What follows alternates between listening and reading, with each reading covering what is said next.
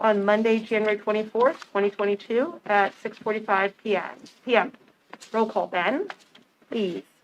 Member McLeeser? Present. Member Wyrick? Here. Member Warren? Here. Member Volt?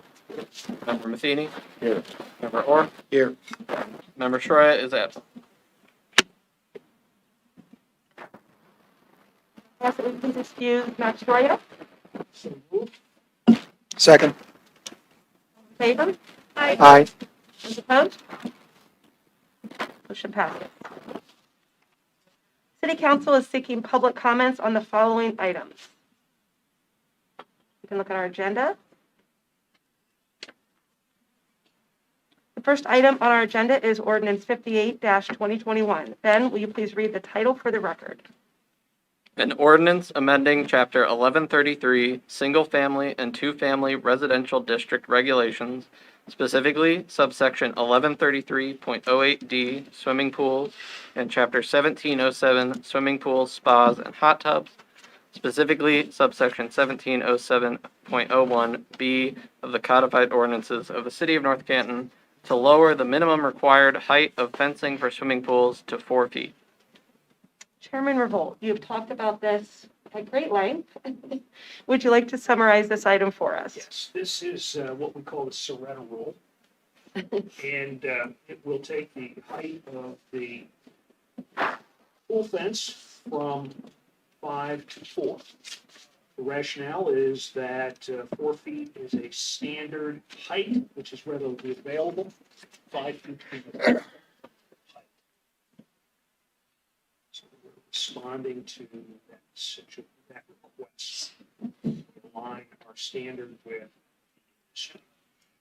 It comes to us with the recommendation, clearance of Planning Commission, and upon the recommendation. Yes, sir. So, Okay. At this time, is there anyone wishing to speak in favor of Ordinance 58-2021? Okay. At this time, is there anyone here wishing to speak against Ordinance 58-2021? Okay, the last opportunity for anyone wishing to address council on this item. And then are there any further comments from council at this time? I think we've all invited to Mr. Soretta to hop the fence. It's warm, springy. We'll be there. Okay. After dark. Okay. The second item on our agenda is Ordinance 70-2021. Ben, will you please read the title for the record, please? An ordinance amending various sections of the City of North Canton zoning code and adding thereto new definitions and establishing a new chapter in order to establish a source water protection area and provide for the regulation of substances for the protection of groundwater resources within the source water protection area. Chairman McLeeser, would you like to summarize this item for us? Sure. This is an item that came before, I guess it was the previous council, went to Planning Commission, and now it is back here for public comment.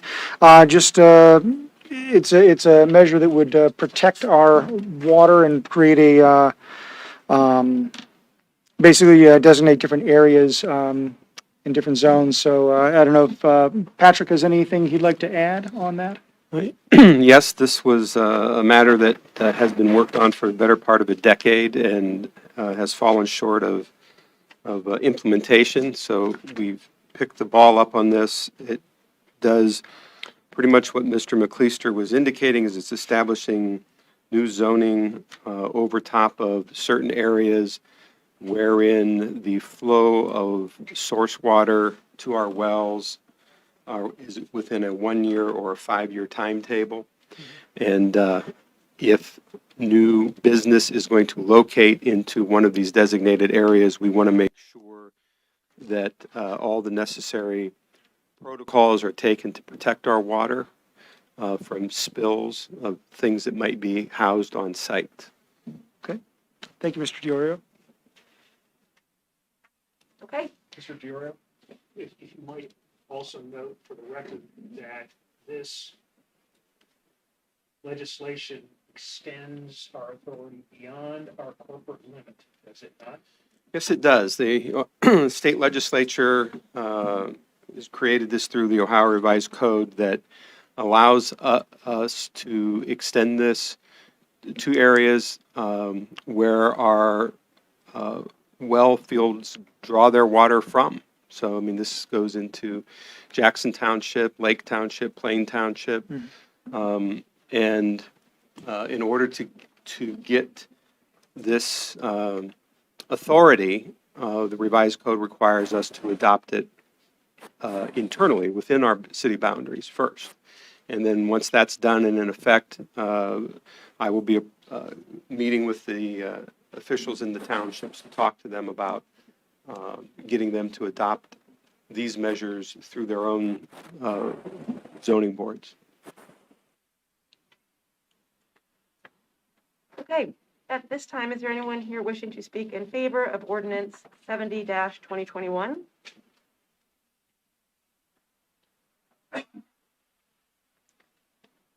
Chuck Osborne, 307 Fairview Street, Southeast North Canton, Ohio. I'd just like to clarify the historical record on this. This city did have a SWAP committee, Source Water Area Protection, back in the early part of the 2005 time period, 5-8, something like that. It was pushed through by former councilman or council member Kathy Magel.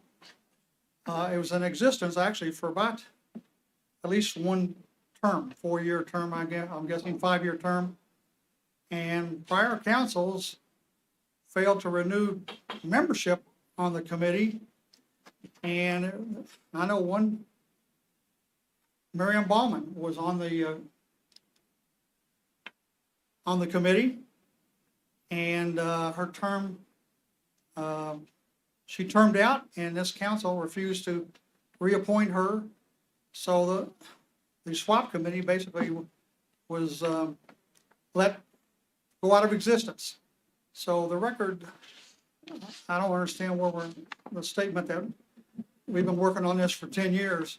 We've had one, and it was in existence for a period of time, and then council just let it go out of existence. So I just want to provide that clarification. May I? Yeah, I'll go too. You go ahead. Okay. I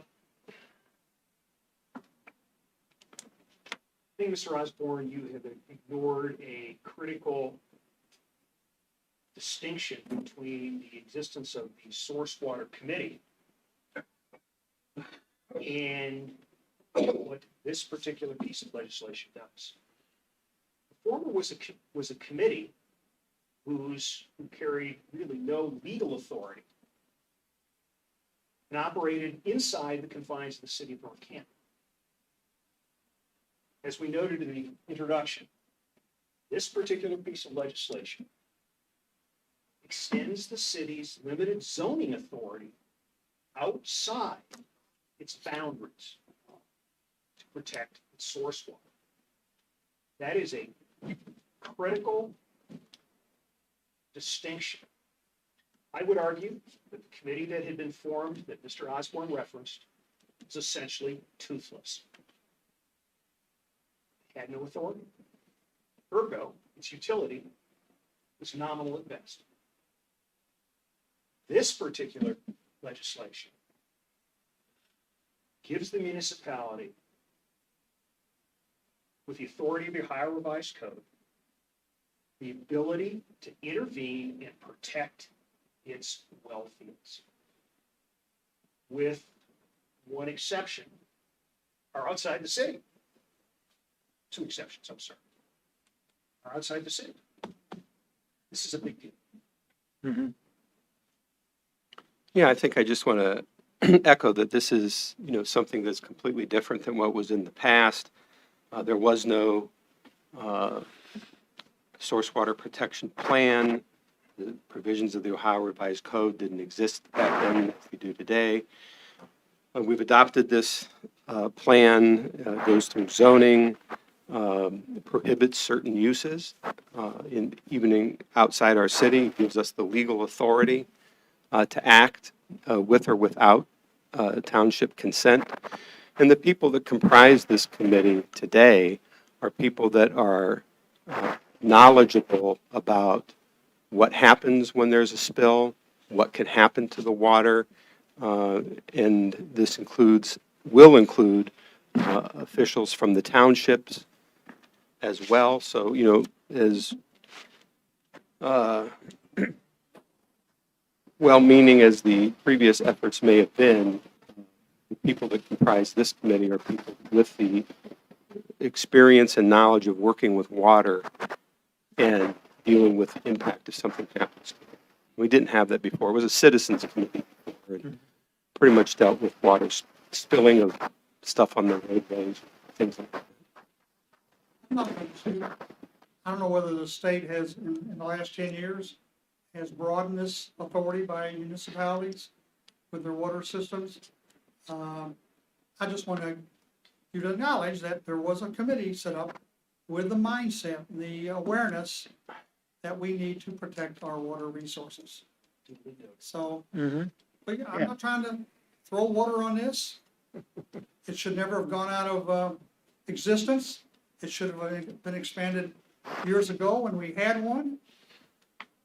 But the mindset is they didn't want to have citizenry urging council to look into areas such as the Hoover District or the East Maple well field and issues like that.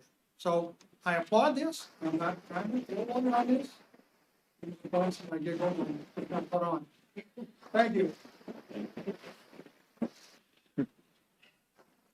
Okay, at this time, is there anyone here wishing to speak against ordinance 70-2021? The last opportunity for anyone to address this issue on council, and any other comments from council members? Sounds like a great ordinance. What councils did in the past is in the past. We're worried about now and in the future, so it's a great thing. Agreed. Okay.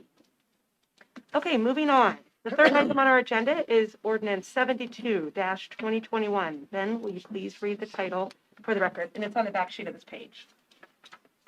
An ordinance amending Chapter 1136, Main Street Districts Regulations, specifically Section 1136.05, Schedule of Permitted Uses of the Codified Ordinances of the City of North Canton, to change drive-through facilities to a conditional use in the Main Street South zoning district.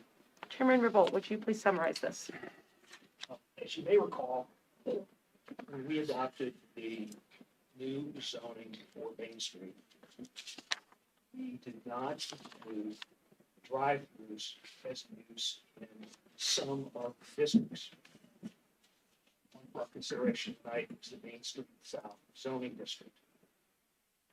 The intent of the zoning ordinance was to encourage uses other than drive-throughs. That was the overall intent. However, we have a party that has leased the site of George's Foreign Car Service. That's been a problem location since George retired from the business. And this individual is going to open a coffee shop. He would like a drive window. So, after some discussion and deliberation, we made the recommendation to the Planning Commission, which is okay, that we would allow for a drive-through on a conditional use, which means that if the coffee shop discontinues its operation, sits, has to come back. It's got to come back to the city. So we think this is a good way to promote use of the site. It's consistent with what we already have. We had a drive-through at Walgreens. So we're not granting something that's extraordinary. Okay. At this time, is there anyone here wishing to speak in favor of ordinance 72-2021? I got a quick question, Darrell, on that. How about for future businesses that could be built or something of that nature? Would they have to come to us with the grant for It's a conditional use. conditional Each use? and every use will require its own authorization. And again, the intent, I think, for Main Street was we did not want Main Street to become a source for lots of driving activities. We want capital, maximum use of the property. It's the initial hesitancy to do it, so that's why we have the conditional use. Okay, thanks. Is there anyone wishing to speak against ordinance 72-21? Last opportunity for wishing to address council on this item. Go ahead, Chuck. Yes. I'm not gonna take a side on this. I just want to call to your attention, we've had a fatal accident down there in that area a number of years ago. We have traffic that runs the length and breadth of Main Street, far in excess of the speed limit of 35. And I don't like the signal that this sends to the public. Hey, we can change our code, our requirements at a whim. And that's just what you're doing. I mean, we just changed the zoning code. Supposedly it was thought through.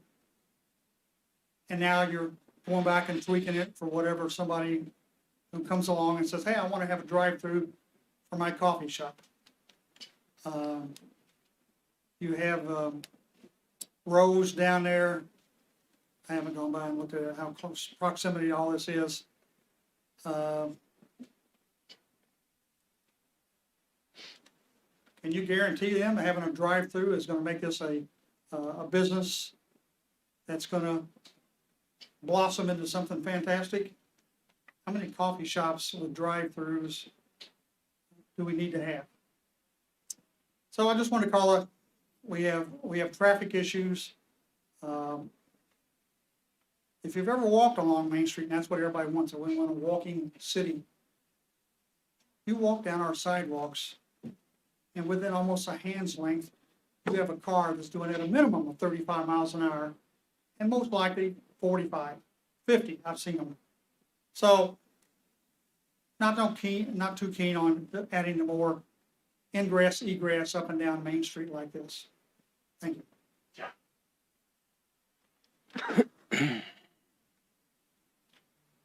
Are there any further comments from council? Okay. I will now entertain a motion to adjourn. So moved. For both seconds. Meeting adjourned. Oh, all in favor? Aye. Those opposed? Meeting adjourned. We'll take about a minute. Good, Ben? Yeah, Merrill would appreciate 90 seconds. All right. to switch Darryl, you've things got over. 90 seconds. No problem. Yeah, you tell me when.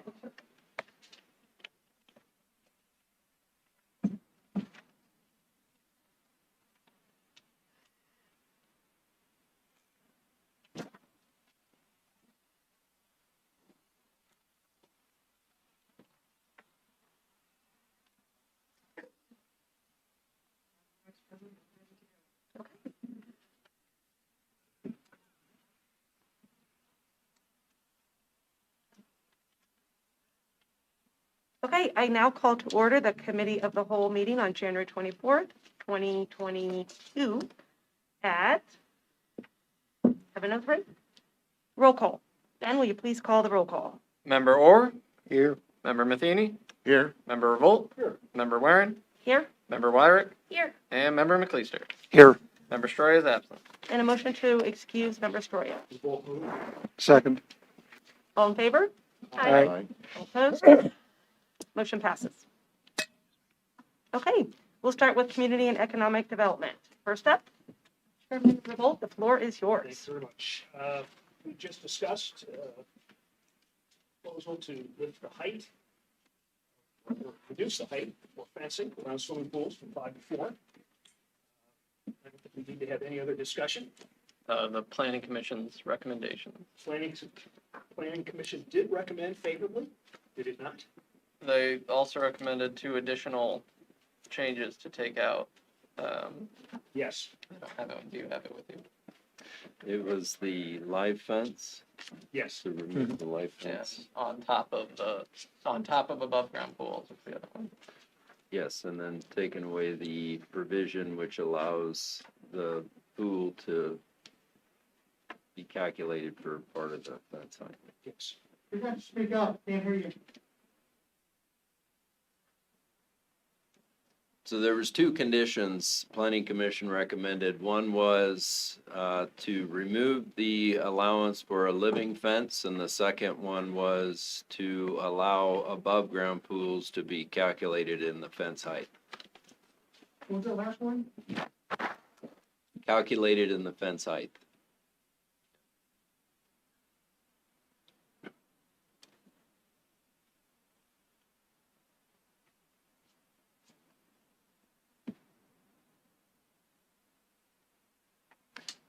Any questions?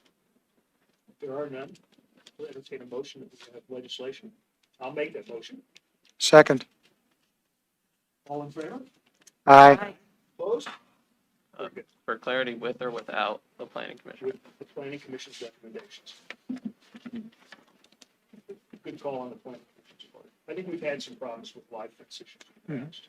So this just.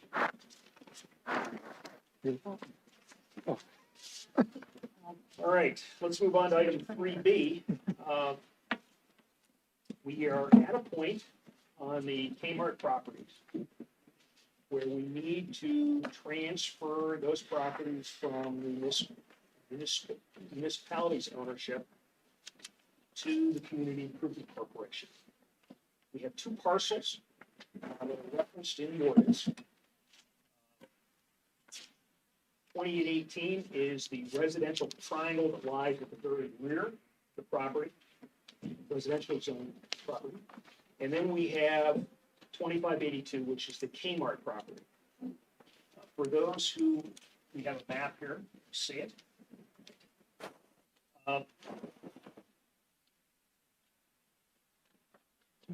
For those who are unfamiliar with how these property transfers will work, is following the guidance established by the Ohio Revised Code.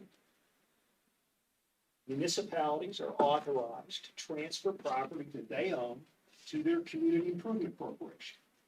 The Community Improvement Corporation then can sell that property. It's the process that we will follow. Proceeds then will go back to the municipality. Those will be used to expenses. Mr. Bureau, do you have anything to add? I think you covered it well.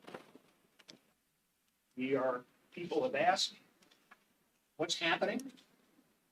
This is the first step after acquisition. Make something happen.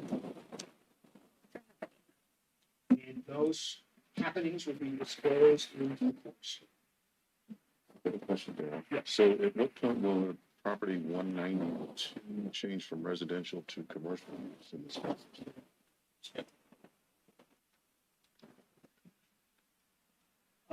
That may not change. Council changed the zoning for that parcel to be included in the Main Street North Gateway, so the previous council. So it's already been changed then? Mhm. Okay. Not reflected on the auditor's site. Why the question?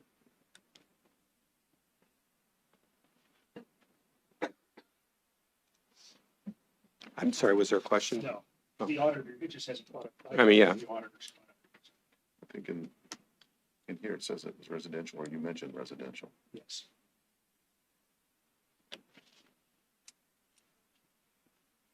I may have referred to it in your packet as the residential rectangle.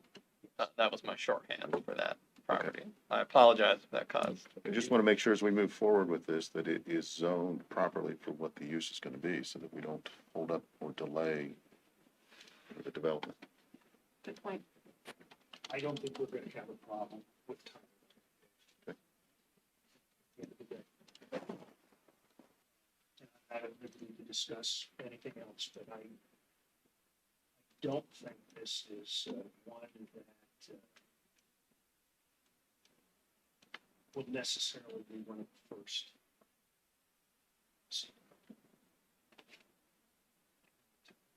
That'd be a fair assessment, Mr. Bueller. I'm sorry, I didn't hear you. I didn't hear you either. I said, this particular parcel is probably not likely to be one of the first. That'd be a fair assessment. I'm not going to comment on that. We'll let that stand as is. Okay, It Okay. is so North, what we need to do is, on this matter, we need to have this, and I'll make a motion to place it on the agenda for our next council meeting, not this council meeting, but a forthcoming council meeting. I want to emphasize the fact that this particular piece of legislation does have within it an emergency clause. And it is important that we execute this ordinance in a timely fashion. We need to do this as soon as possible. So,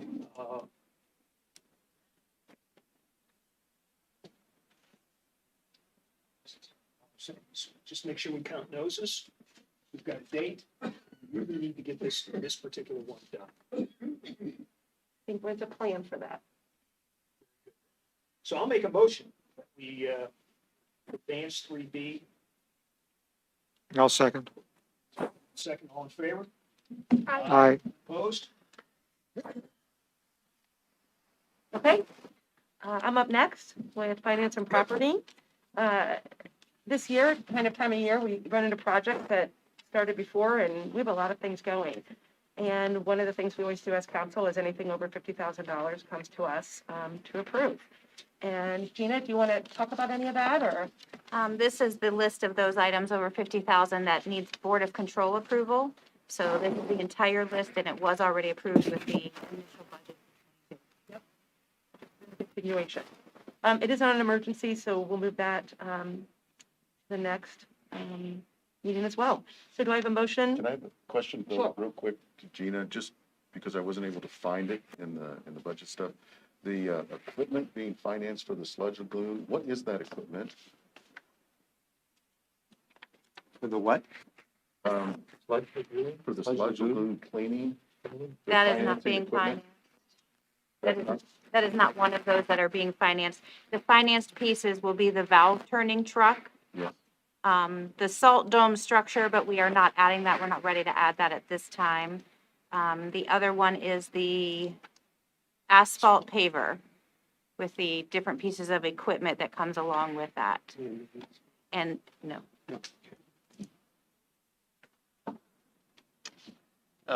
we had multiple people editing it at the same time. I suspect somebody deleted something from the list but did not update paragraph 3. Okay. Okay, any other questions on any of those items? Okay, I move to adopt. Do I have a second? Bold seconds. All in favor? Aye. Opposed? Okay, we'll move that up. And the second one, appropriation of funds for current expense. Gina, any comment on that? this will be our first amendment for 2022. We have an addition of 8,600 for council operating phones and tablets for technology purposes. We need to move 10,000 that was originally budgeted in the street fund. In error, it should have been in the general fund for lands and buildings. So we just want to move that so that we can start spending that out of the correct account. And then we did have a second page to the operational maintenance, traffic lights, and related budget that was missed when we entered those. So we would like to enter that for 85,000. Those are various items under other operating. And then we will have a return of an advance at the end of the year to close out the funds the Parks project needed $731,800 of an advancement from the general fund. We did apply for that reimbursement from the state, and so as soon as we receive that refund, we'll send that money back to the general fund. Okay. And for the new members of council, we do this a number of times, right? This happens a lot, just like it happens in our inspections at home. So thank you, Gina, for being on top of that. Are there any other questions to any of these? Okay, I motion to adopt. Do I have a second? Revolt will second. All in favor? Aye. All opposed? Okay, we'll move that forward. Okay, Chairman Orr, the floor is yours for ordinance and rules. Well, discussion of drawing up new city wards. This hasn't been done in quite some time. Population shift makes one ward a lot more populated than other wards. We want to try to balance it. I think we've come up with two maps. If you want to put those on, Ben. The first map, Well, these are our current warrants. oh, these are our current wards as they stand now. Take a look at that. Oh, no, that's the wrong map. Dang it. Ah, Map one, map two. Map one, as you can see, it's going from basically the south of Everhard up to the West Maple. West Maple, then in Ward 2, I believe, goes up to, from the north side of West Maple up to, what is that, Orion up that way? And then you have Ward 3 over here, and then Ward 3 down here, which is extending over to Monticello, or pardon me, over to Walsh College and up north, and then you have the other one up north of East Maple all the way up. Little effect, basically the same area. I'm sort of favoring this. It's the smallest ward will be Ward 1 at 4,400, and the largest would be Ward 2 at 4,500.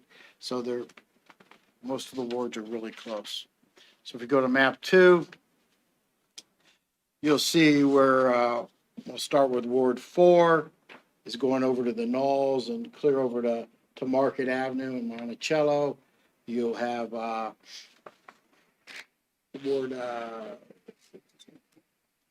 Ward 2 is going to go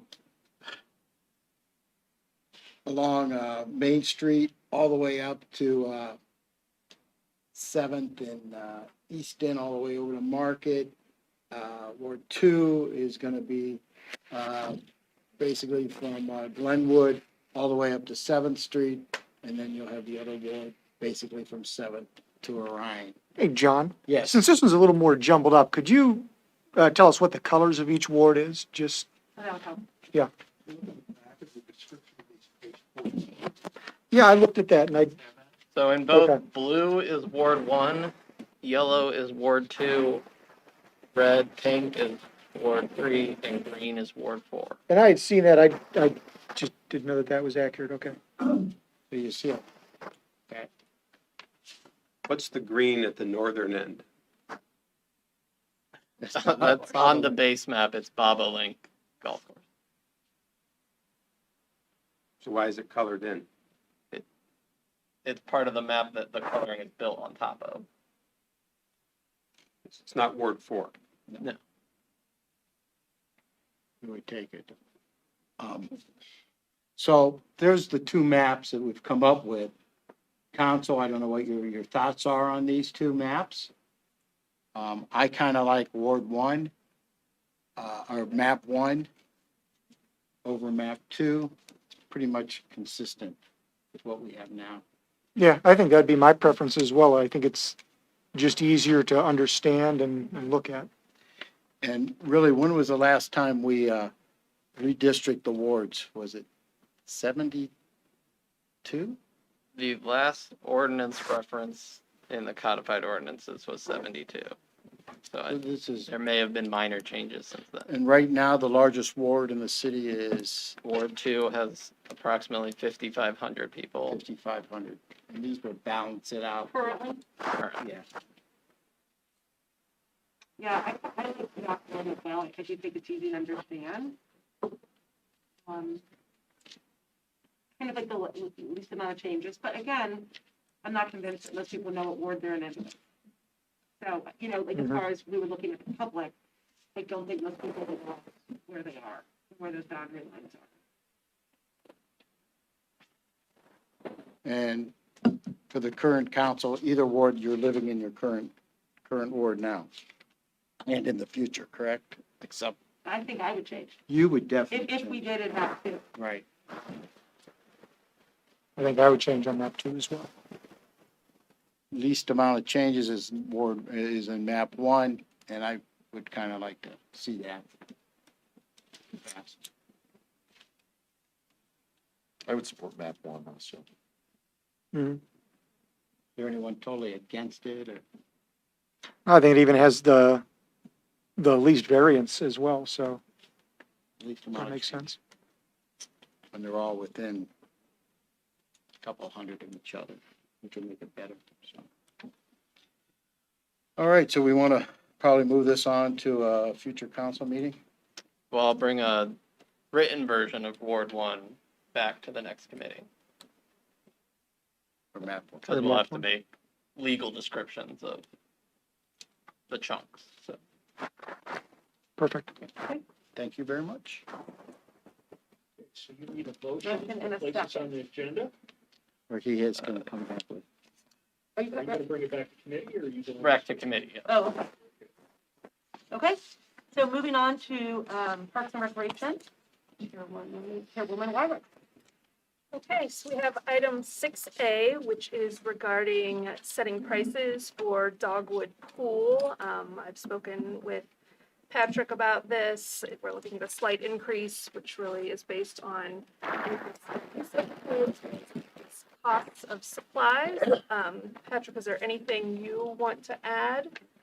Well, I think I would begin by saying that, you know, the management agreement that we have concerning pools with the YMCA, we have a 5-year agreement. We're in year 3 of that 5-year agreement.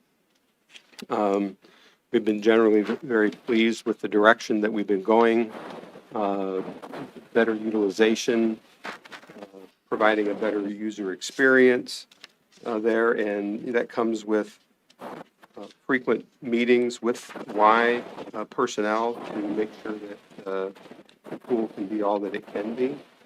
So it's a recommendation from the Y that we increase the day pass, guest pass to $14 per person. That is from 11. Last year, most of the other pools around us moved to 15, so we were the low operator, and that brought a lot of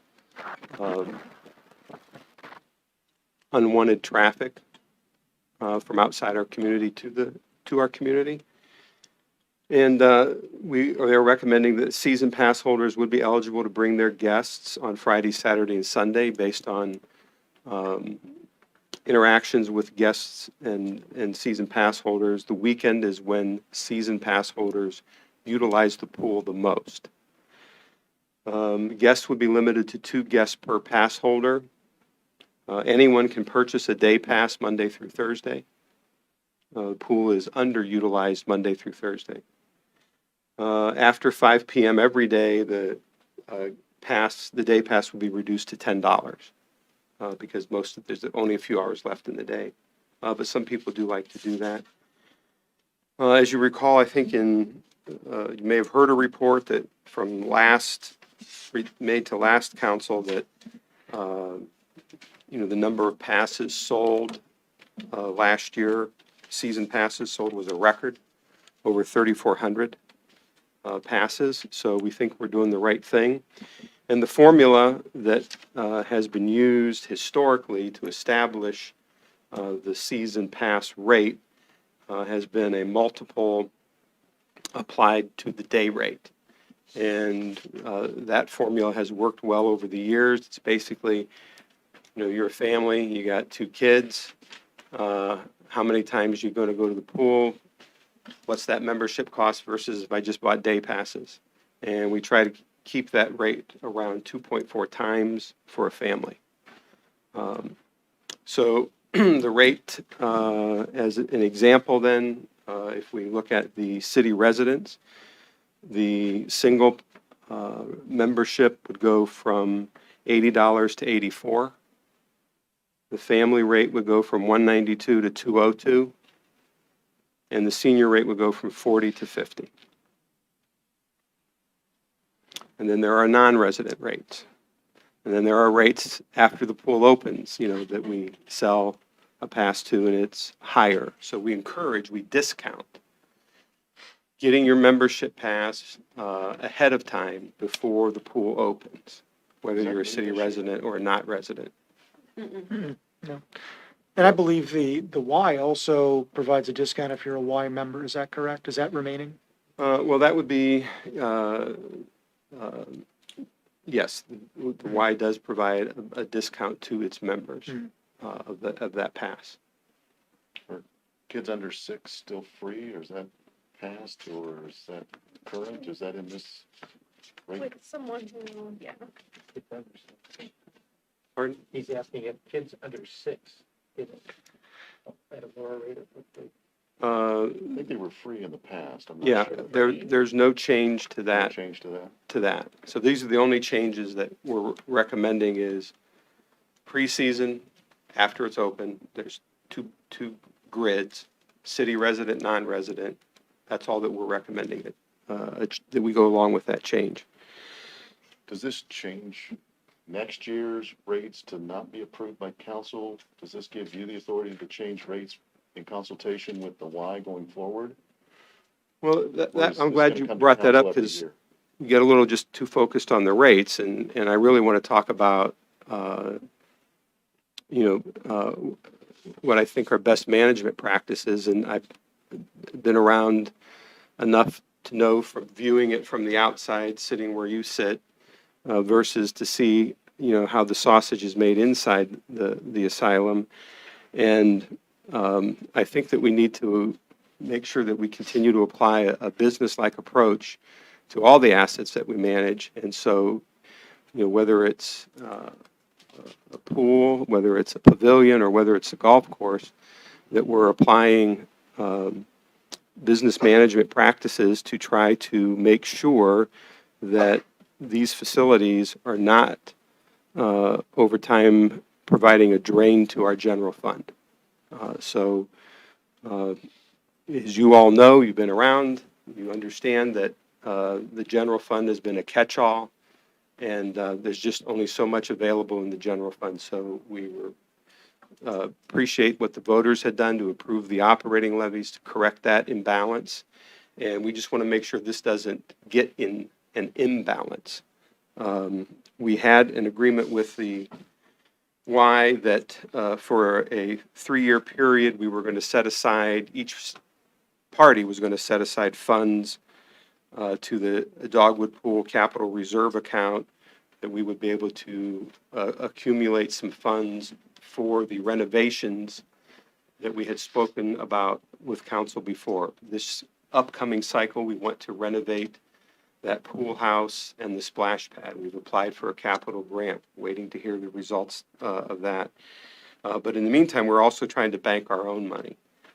So as we look at 2021, we had a surplus at the pool of $125,000.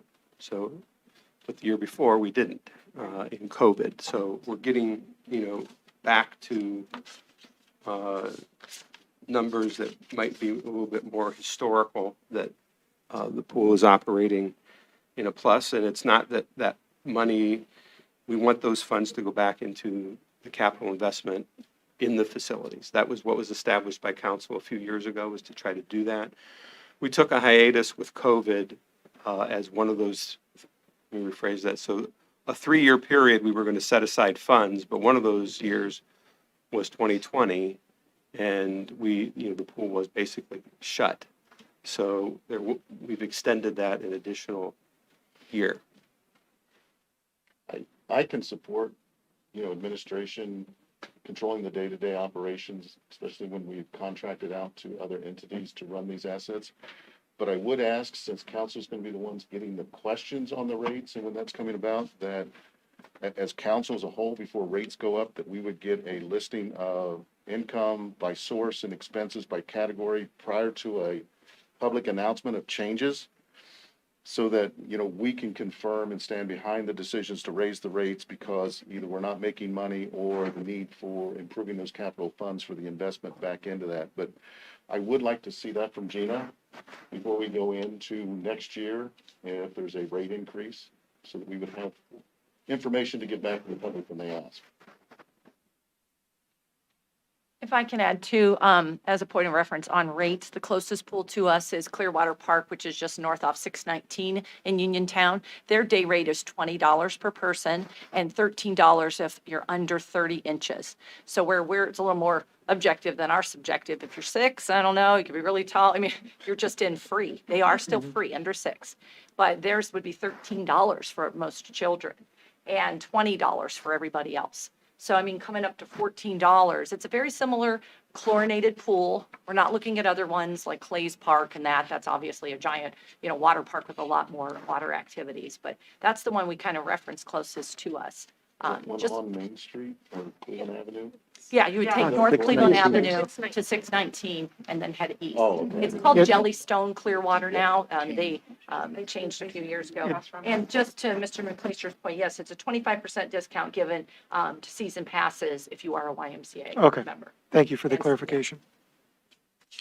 So council will still have a vote on this and stuff as it stands. I'm proposing that we do it much like we do in the recreational facilities rentals, that notice would come to City Council of proposed rate increase 2 weeks prior to the rates going into effect. Mr. Matheny is asking for some additional documentation to proceed that. Administration supports that, but it wouldn't require a vote of council.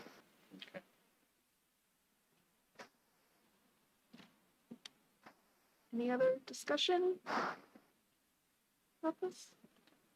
The motion that we'll move that to the agenda, as long as we can add the information about providing the financials. Would note that we want this on emergency, correct? Yes. Yes, because the Y is anxious to start the preseason selling of passes. We can get what Dave needs. That actually would come from the Y, since we contract with the Y to manage the pool area, all of those documentations and those records are at the Y.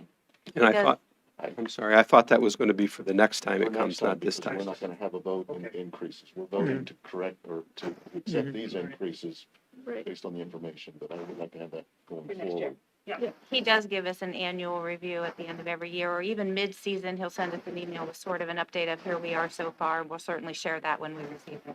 We'll let you go to the last one. Sure. And then including in that, that you Yes, at the end of last year, and we can talk about it when we review the financial report, but I actually established its own fund so that we can track those monies from year to year to year. I think it had. Correct. All right. So we have a motion and a second. All in favor? Aye. Any opposed? We'll move that to the agenda. So then we have item 6B. Administration has requested this legislation regarding the purchase of property by the city. Spoken with Daryl as chair of the Economic Development Committee, and I understand that this acquisition is an important part as we move forward with the development near Main and Stratavon. But Patrick, I know you can fill us in far more. Yes, so been working with the mayor on assembling our land banking operations and working with the chair of that committee. We've had some direction that we were going to try to utilize our better, let me rephrase that. We would like to utilize land that is currently underutilized for commercial purposes. So we've acquired 30 acres around the Kmart building, and we believe that that land can be, once it's developed, contribute to the property tax base, contribute to the income tax base. It's lands along Main Street. The mayor recognizes that when this is developed, there will be a loss of green space. And so in an effort to preserve green space, we've combined this with a long-standing, I shouldn't say real long-standing, it's been about 5 years when I came in and we wrote the park master plan. We recognized that Ward 1 did not have a significant municipal park. There's Rotary Park, which isn't much, honestly, of a park. It's more of a parking lot in the front and a trail that goes into the woods. And that's about it. There's nothing really to do there. So, but being consistent with the other parks, a couple neighborhood, two very nice neighborhood parks out in Ward 3, what will be the Dogwood Inclusivity Park in Ward 2, and of course Price Park in Ward 4, we recognize this as an opportunity to obtain some green space and create a new municipal park. So there was land available. I think the parcel number is in your packet, 9209052. Geographically, this is land approximately just under 10 acres, around 10 acres behind Discount Drug Mart, TD Tailgate, Pizza Oven, and then heading west to the backyards of Arnsby Circle, the southern edge of East Wind Circle, and then I think Ben's got it there. So that would be the land that we're purchasing, and then we've also acquired 2 lots to the south of that parcel that connect to Stratavon. And so we have the formation of a new park that would have entrance or exit on Stratavon and on Orient. So it's similar to kind of how Price Park has an entrance on 2 different streets. But this land was owned by Joe Caplia, and in the negotiations for this, getting what was land zoned commercially, there are some. It was never developed. Joe's owned it for almost 30 years. We recognize that there are mining issues in this area, and so it really doesn't support the idea of some commercial structures on it. It's ideal for parks. We certainly support playgrounds and the dog park, or whatever else council desires to develop in that way up there. So we thought it was a good opportunity. We approached, negotiated a price. Comes out to be about $39,000, under $40,000 an acre. This includes, this amount includes the naming rights to the park, Caplia Park. And we will certainly be seeking other partners in the development of this park, but the amenities in there, sponsors, the type of approach that Ms. Farina has been working on with Dogwood. Mr. Caplia is in this thing, this agreement here is that we are carrying the, Mr. Caplia is going to carry the note. So the interest rate on this is 2.875, and This will be for over a 20-year period. There is a provision in the agreement that would allow for the agreement to be mutually terminated early. Should Mr. Kaplan's heirs wish to not have it continue out over 20 years, we would do that. There's no down payment required, just the initial first payment should we move forward with this acquisition. So we think it's a great, recap, it's a great opportunity to preserve the green space, make it meaningful green space that people can access, and put some amenities in the park, the thrust being things that we don't currently have, to try to provide some balance to our park system, that it's not just a playground. It could be a dog park, or as other surveys that we've done that the council has authorized, that there were certain amenities that folks were looking for in our park system that we presently don't have. That's it in a macro view. In- I'm happy to answer any questions that I can. Patrick, in the agreement on the purchase, will the city have ownership of the property and the financing only, or does it transfer upon completion of payments? Transfers immediately, so the city will own it.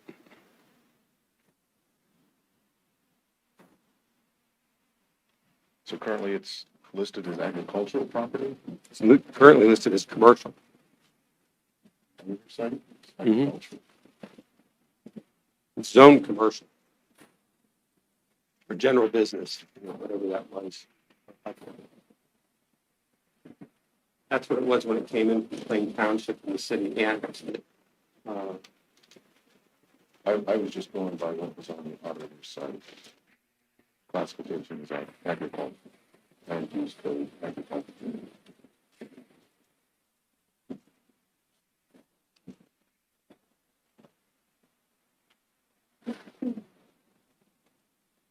Any other questions, discussion, please? You good, Dave?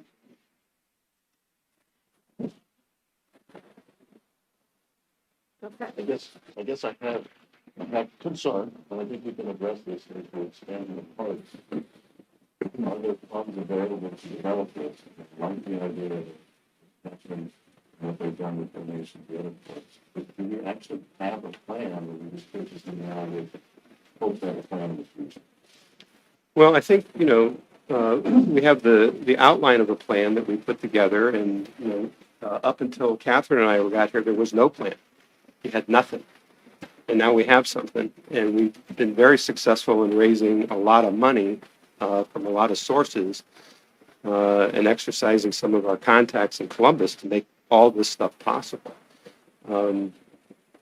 As it relates to this, you have to move, if you wait to develop a plan, the land may not be available. So the land is available, you should obtain it. I think that we negotiated something that is within the city's budget to afford, basically, 20 payments, whatever that works out to be. Gina, you'll have to help fill me in. It's $26,417.06 a year. in order to get it, and then we're going to have to develop what it is that you want to do there. What is it that you want to build? I've already talked with an architect that could, start coming up with just a master development plan of the park, but we have to know what we want to put in it, what type of amenities, and then it's going to be putting a plan together with Catherine and myself and the administration, the mayor, the council, and who we're going to approach to get funding to do these various things. Well, and if you don't have the land, you can't go for grants. Can't get, yeah. And that's how we were so successful before, and now that we're hopefully on the grant. Radar? Yes, radar, which we weren't. We were not. Prior to the two of us being here, we'd not applied for we never applied for a capital investment grant from the state.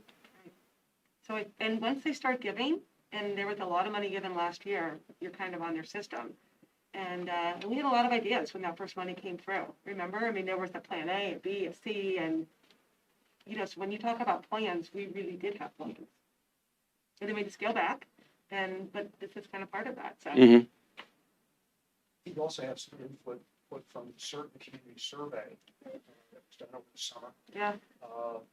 Again, there was interest in expanding park. And there was a strong desire, correct me, Ben, if I'm wrong, but there was a strong desire for a dog park. Mm-hmm.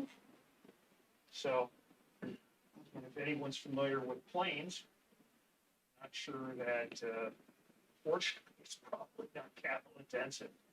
No, it's not Go to site, really. Get a fence, Mhm. put Yeah. some water in it.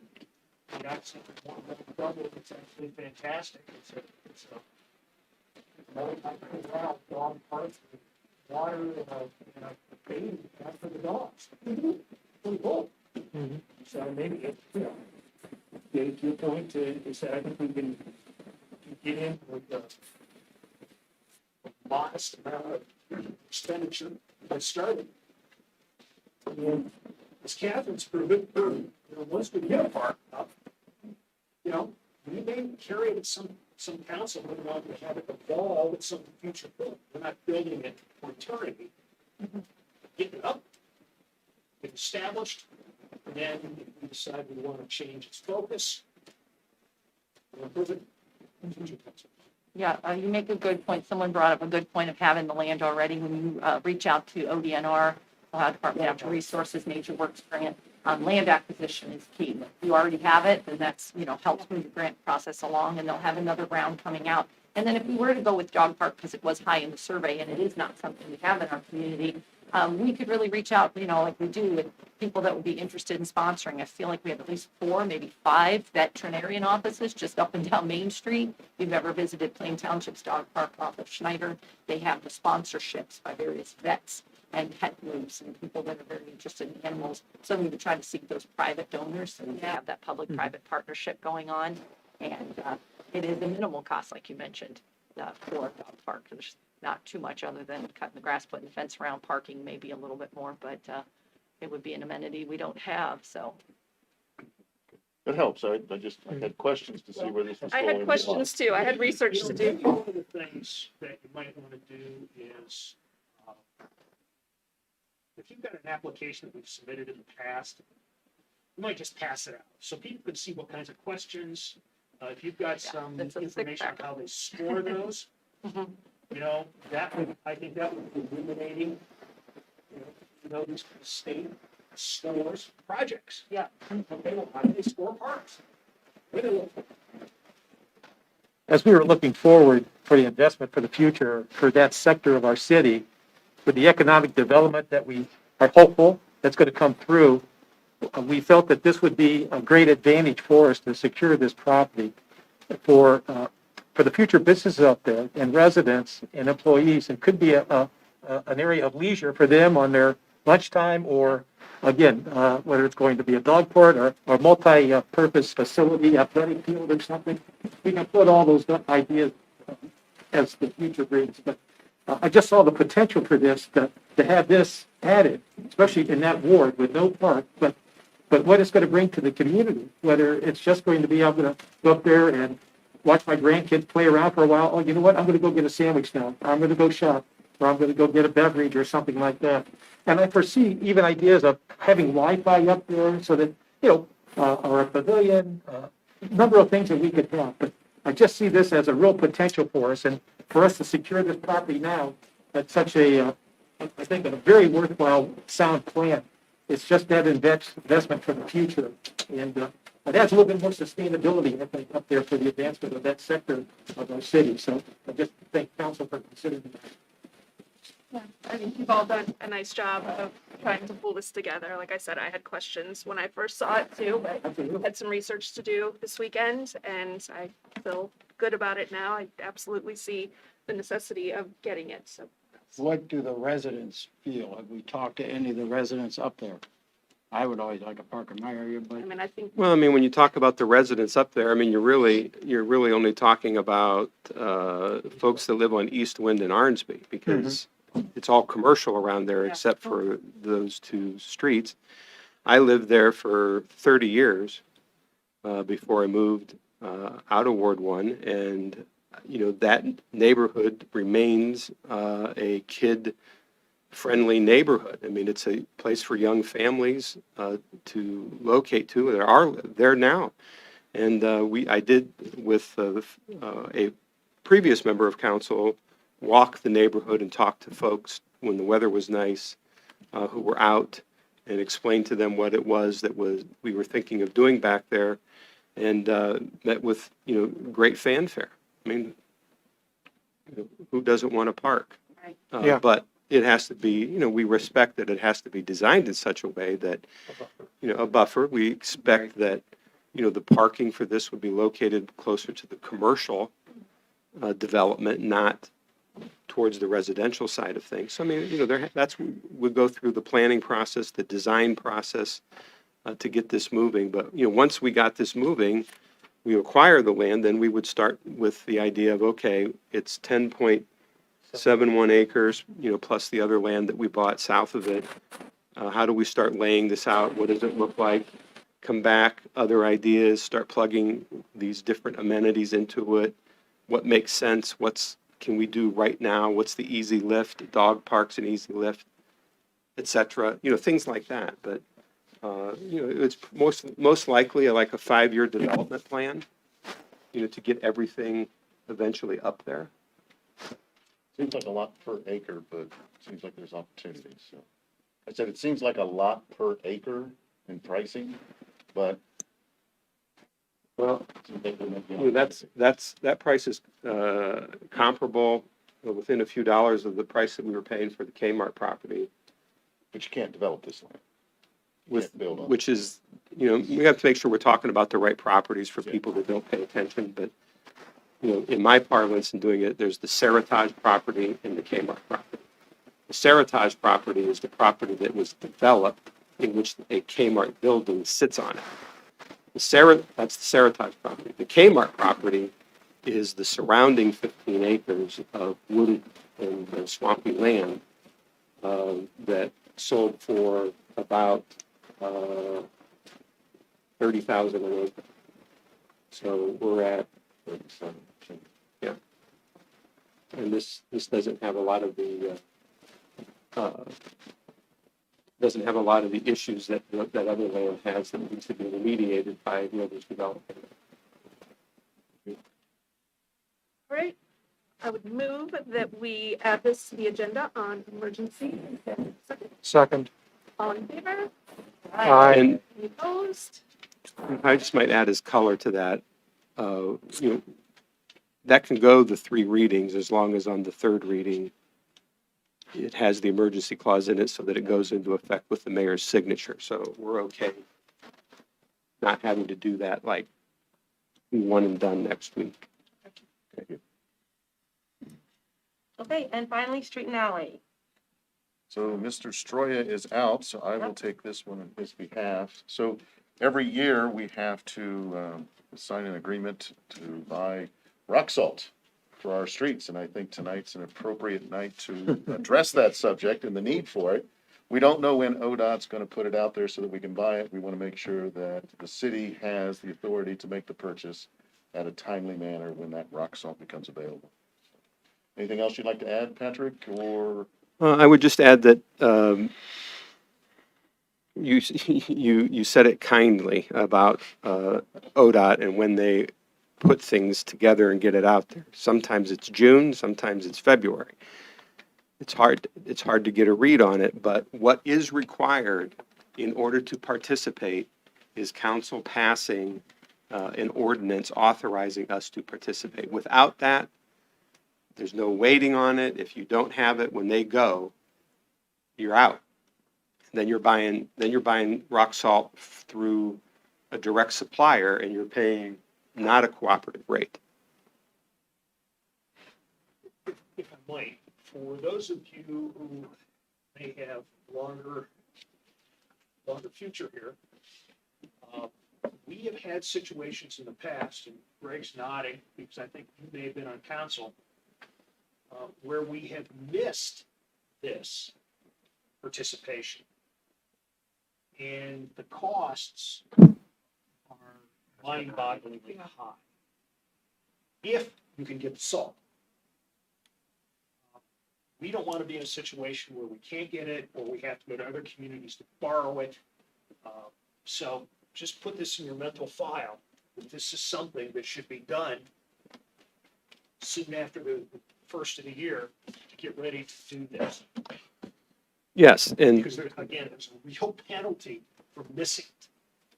And make sure that you understand that this is not for right now. This is for the year ahead. What we have done here over the last 7 years or so we have put the city in a position where we've stockpiled enough salt to carry us through the current season, and that this allows us to buy at a really low rate for a year ahead of now, as opposed to buying it like today, the spot price for what it is per ton. We're always trying to stay that year ahead. 22, 23 winter season. Mhm. So I make a motion that we put this on the agenda to pass with an emergency clause so that they have that authority to join the cooperative. Walt will second. All in favor? Aye. Opposed? Okay, we will move that forward. Okay, I think that does it for our committee of the whole. I move to adjourn. Walt will second. All right, all in favor? Aye. Opposed? We're adjourned, and we'll take a few seconds. Before we move into our regular council meeting.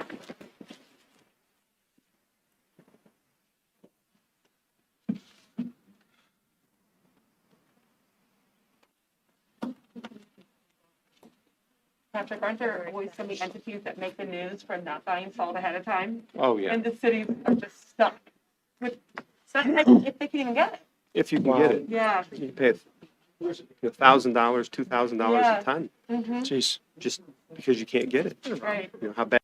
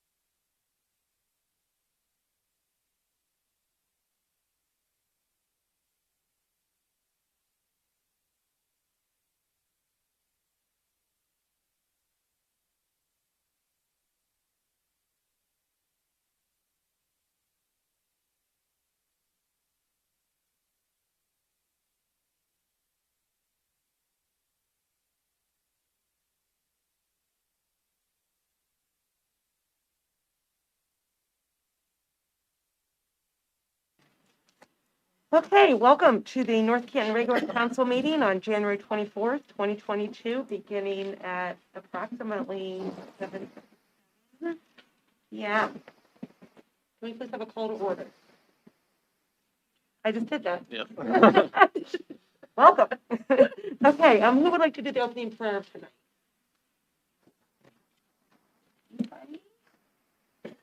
Reverend for both of you. All right, thank you. You can all please stand. Small. Mighty God, we are grateful this evening to be together to deliberate and to touch our city's future. Provide us with wisdom and insight. As we look to you, we ask that you bless those in our safety and our service departments who represent the best of our community. In your son's name we pray. Can we still have a couple moments of silence in honor of Fred Logan, who passed away, and was an outstanding community member and solid, good person?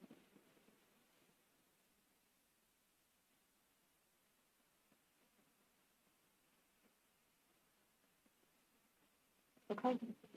Pledge of allegiance. I pledge allegiance to the flag of the United States of America and to the republic which stands one nation under God, indivisible, with liberty and justice for all. Roll call, please. Member McLeaster. Here. Member Wyrick. Here. Member Waring. Here. I should look up and see who's saying here. Right. Yeah. Member Revolt. Here. Member Matheny. Here. Member Orr. Here. Member Stroya is absent. Make a motion to excuse Member Stroya. So moved. Second. Oh, all in favor? Aye. Okay, opposed? Motion passes. Okay, may I have a motion and a second to approve as listed? Minutes from December 13th, 2021, Committee of the Whole, minutes from December 2021, City Council meeting, December 2021 Finance Report, and final appropriations and interfund advances and transfers to true up line items and close out fiscal year 2021 as authorized by Ordinance 61-2021. I'll make a motion. Revolt will second. All in favor? Aye. Opposed? Motion passes. At this time, members of the public wishing to address City Council may do so. Each speaker may have 5 minutes. Please begin by stating your name and address for the record. As a reminder, the rules are on the screen and violation is grounds for termination of your speaking time. You have 5 minutes. Because I'm awaiting cataract surgery, I may go over the limit by about an hour or so. Thank you. First, let me, Larry Tripp, 11270 East Maple, North Canton, Ohio. First, let me congratulate those new members of council. I, for one, are encouraged and anxious to see new faces on council, who I hope are filled with enthusiasm, dedicated, and fresh ideas. My remarks are usually predicated on actions taken and/or words spoken or lack thereof by city personnel, elected or otherwise, in fulfilling their duties. You will see me attend and speak at a lot of meetings with my goal to see a local government that is citizens-friendly, prepared, progressive, knowledgeable, and dependable in fulfilling their commitment to its citizens. Having said that, my opinion for the past few years is that this city has been mired by lack of leadership, turmoil, and just poor government, with the likes of the creation of the law director type council and now an administrative council. Poor council leadership. And to back this up, one only has to look up and down Main Street and the growth and no growth of any real significance the past years. Some members of council and other representatives may say the seeds for progress have been planted and changes are forthcoming for a new vibrant community. However, as time moves along, it appears these seeds are growing into weeds as we watch other communities create new opportunities, jobs, and new businesses for their citizens to enjoy. It has been my pleasure the past few years to hold telephone conversations with 4 of the 7 members of council, Councilman Matheny, Orr, McKeester, and Stroya. My wife says in some cases, heated discussion, but I think nothing more than a couple of men discussing world affairs, sitting on the patio with a couple of brewskis. My first concern was the new numbering system and the creation of a legislative year. I understand it is merely a numbering system change, but the implementation is my concern. Conversation with Councilman Stroyer indicated the idea came from discussions between the city administrator and council clerk, and upon completion came to him.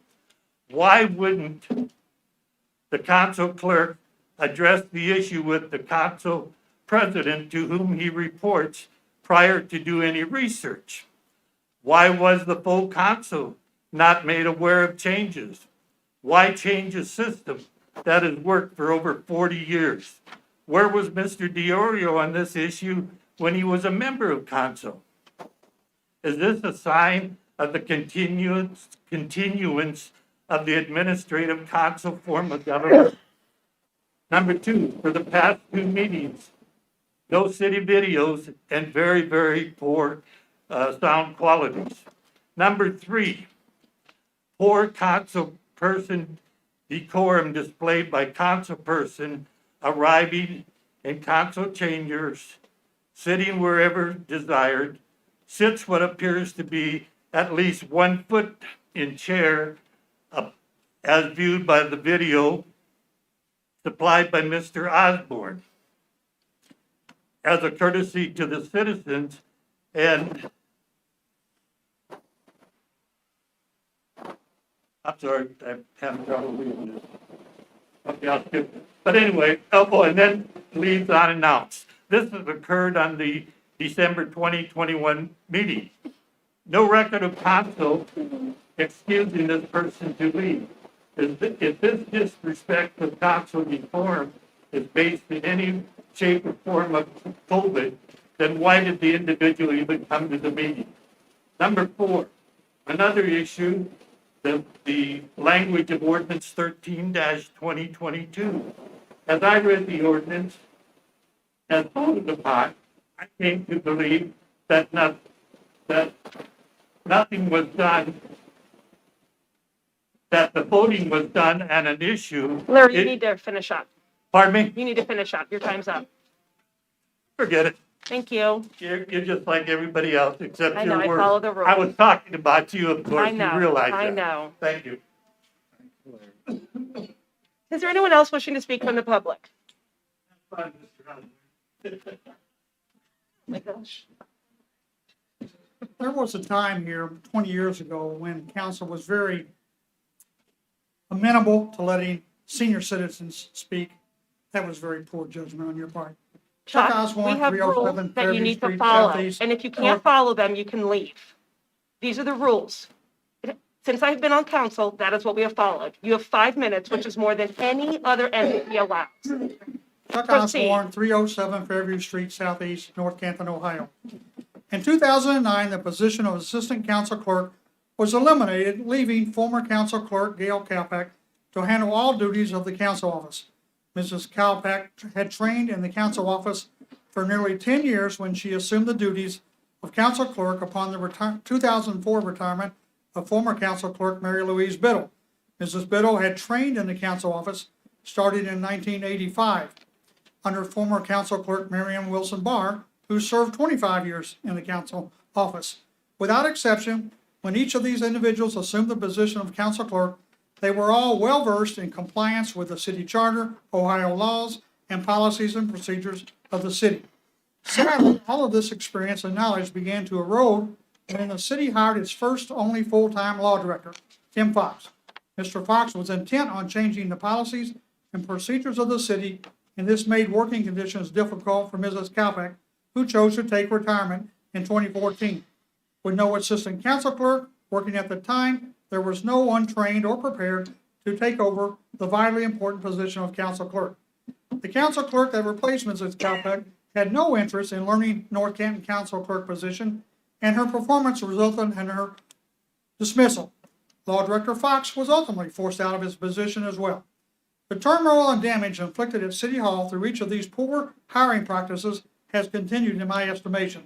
The new choice for the city's council clerk was a recent college graduate who had not trained under a previous council clerk and was not even given the benefit of a guided tour of how the council office functions. In my opinion, the new council clerk exhibits the same mindset of the previous council clerk and law director, that they know best and that they are going to do it their way. The most recent manifestation of this is a needless and arbitrary decision to change the numbering of ordinances passed by council. For the last 42 years, ordinance numbers have been assigned consecutively, starting with number 1 in the calendar year the ordinance came to council for a vote. There has never been a problem. It works. It simplifies tracking and filing. It has nothing to do with the terms of council. The perfect storm is the fact that we now find 4 of 7 members of council having absolutely no council experience. A 5th member of council has served but 1 term, and further, that member is now council president. So there you have it. We have a council clerk who has no knowledge or experience now advising members of the council who themselves have no previous knowledge or experience. The city of North Canton needs a comprehensive legislative audit, ASAP. I do not understand the mindset of individuals who walk into a new job and then dictate how they will do that job. Why does the current council clerk have no respect for past practices and procedures? Is there gratification from reinventing the entirety of city government? This was the attitude brought to the job by the previously dismissed council clerk and now dismissed law director. And that attitude cost them their jobs and resulted in people now winging it, causing confusion for citizens and others at City Hall. I see the attitude of, I am going to do this job my way, repeating itself. Having served on this council body and attended council meetings for nearly 20 years, I thought I understood North Canton City government. Sadly, I did not recognize what I had witnessed at your last council meeting held December 20th, 2021. 1. Why did you ask for recommendations from the Planning Commission on zoning amendments to which you had already given a first reading? A simple letter to the Planning Commission and a voice vote from council asking for recommendations for all zoning amendments would have sufficed. 2. None of the legislative amendments on the agenda complied with the city charter, as the charter requires that each proposed amendment include the entire ordinance or section being amended, be repeated in the amended ordinance. 3. Ordinances 1222 and 13/2022 did not appear on the meeting agenda, and thus this was a violation of Ohio open meetings laws. I also do not believe this legislation was ever discussed in committee. Mr. Revolt, they apparently do not like your previous 35, 40 years, whatever it is you served on this council. Same goes with Mr. Diorio. And lastly, your purchase or proposed purchase for parkland, why are you paying more than twice what the auditor has it appraised for? You're paying almost, what was it, $298,000? And the property is appraised for $156,000. Chuck, you need to sit down. And it's trash property. You've admitted you can't build on it. So it's not gonna race away from you. You need to sit down. Thank you. Thank you. Also, I'm still waiting to hear from people to come back and look at the lighting violation at my home. Please call me. Is there anyone else that would like to speak? Oh, yes, yes. Anyone else would like to speak? Okay. Are we on tape, Mr. Osborne? I'm sorry? Are we on tape? You tell me. You have a camera You're here. recording. Yes, I am. Perfect. I think it's important that people who are watching this meeting this evening understand that much of what Mr. Osborne has raised tonight are non-issues. Whether it's numbering or an agenda or violation of charter, he willy-nilly establishes a claim without bona fide legal evidence. No more perfect example of reckless disregard for facts is your ad hominem attack on our clerk. The fact of the matter is, there was a small group of which you were a part that opposed hiring this clerk. The fact of the matter is, all have conveniently forgotten the roles they played in making it difficult to hire a clerk. The toxic behavior at that particular podium, Monday night after Monday night, character and intelligence and ability people around this table is impugned, discourage people from applying. We had one who actually interfered in the hiring process by driving to that person's place of employment unannounced. And of course, we had another who, when contacted by active clerks, discouraged those individuals from applying. I think it's important that people who are listening tonight understand that Mr. Young interned with the city. He was a known quantity. He had come from Walsh with a full academic scholarship. I repeat, a full academic scholarship. He graduated summa cum laude. We have had no clerk in the history of the city that has occupied that office with those credentials.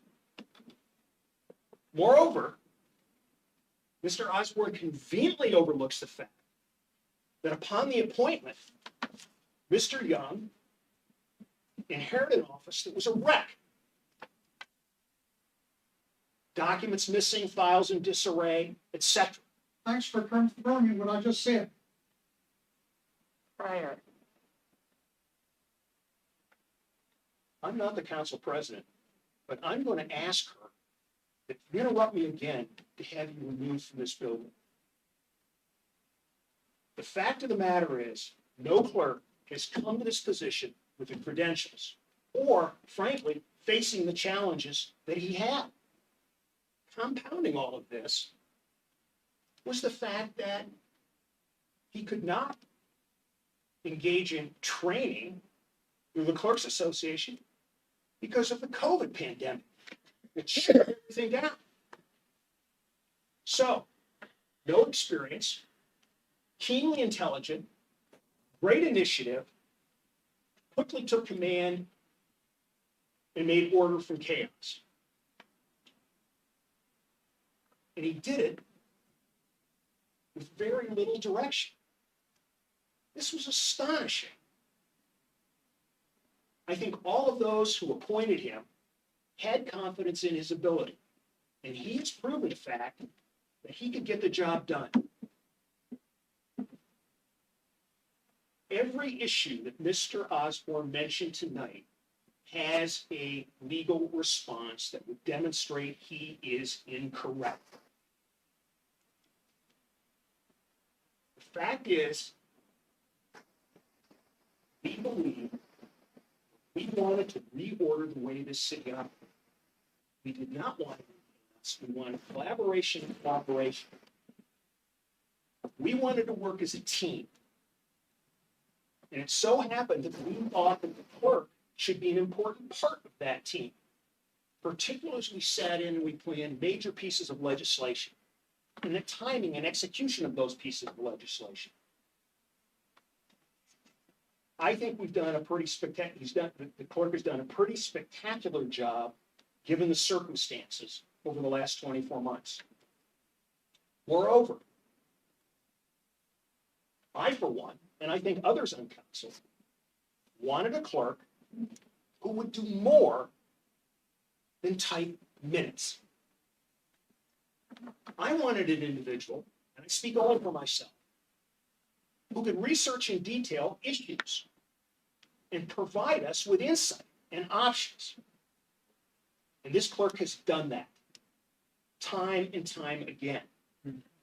We have much better insight into certain public policy issues and questions than we ever did with any other set of clerks. And I don't mean to diminish them. They were great clerks. But we wanted to move the operation to a higher level. Today, in 2022, the city of North Canton is not the city that I first joined in 1981, 40 years ago. It's not. Evidence, tonight's discussion of groundwater protection. We didn't think about it in 1981.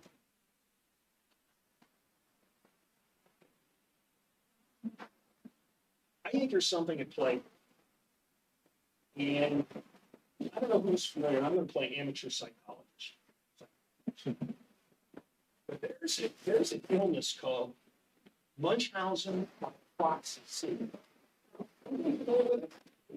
Please. Well, what it is that you have a caregiver who makes the person who's receiving the care sick. They create a crisis.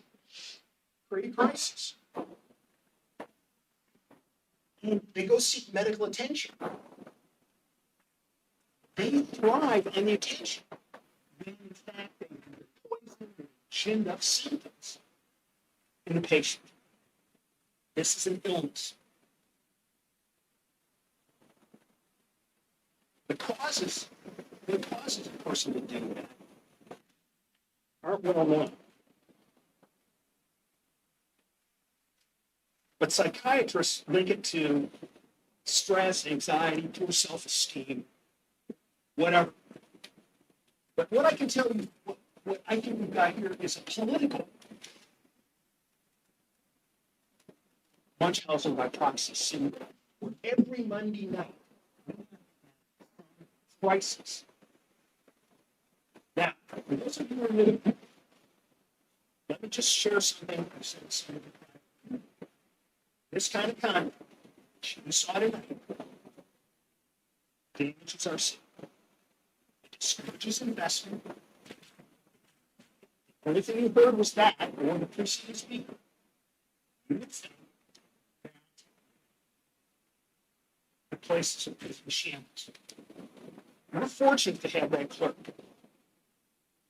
And I'll tell you one thing right now. I see an email where they call the last meeting horrible. You know, come on. The council president is new. He might make a mistake. It might not run smoothly. Cut in some slack. If you want people who are talented and competent, they're not going to come up here on Monday night and be called an idiot and a fool. They're going to protect their professional reputations. That kind of conversation does this community no good. Absolutely. There is, you can disagree, but you don't have to be disagreeable. I've read these emails, I've listened to the comments, and they are harmful to the nth degree. I, for one, support this clerk. He's done a terrific job under the most trying circumstances. He has helped other communities organize their meetings by Zoom. Lest we forget that this particular clerk, for the first time in the city's history, wrote legislation live at a council meeting. So we didn't have to buck it off for 2 weeks. He's done a terrific job. And I, for one, take exception to the characterizations that Mr. Osborne has provided or used for this clerk. And Mr. Tripp. And Mr. Tripp. It's got to, I'm telling you, it's got to stop, folks. And as long as I'm here, I don't expect to hear that kind of language again. We're done, as far as I'm concerned. It's got to stop. I'm done. Madam President, I'd like to Sure. address some of those comments that were made. Just, so for the record, I was not involved in the decision on the numbering of your ordinances. I don't care No one cares. how you number them. Exactly. It's not my Right. concern. But,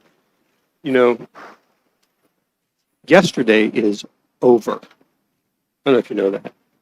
It's over. I don't care what somebody from the past is saying how they used to do it. Right. Okay? And change is an inevitable part of life. We have to, if we don't change, everything else is changing around us. We're just going to be find ourselves further and further behind. And I guess, to some extent, and then, and a lot of conversations that I've had with some of the speakers tonight over the years, there are parts that we can agree upon. And I can attest, and I think Ms. Farina will be with me here, this place was a wreck. Not going to lament about it. I'm going to fix it. And I think that has been the mission that we've been on for the last 5 years.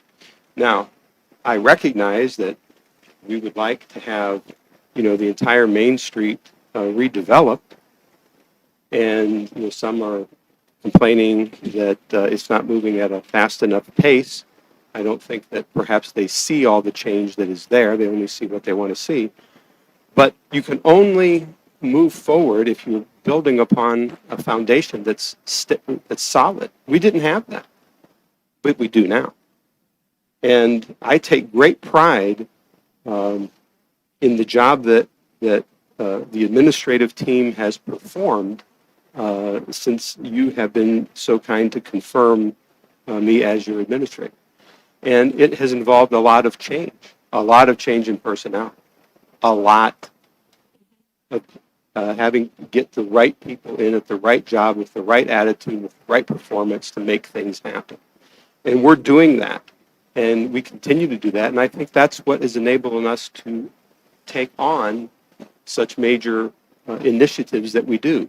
A land banking program, handling the economic development, a park system that communities have park directors that do research, that park department employees, that, this is all handled administratively internally so that we get the most bang for our buck.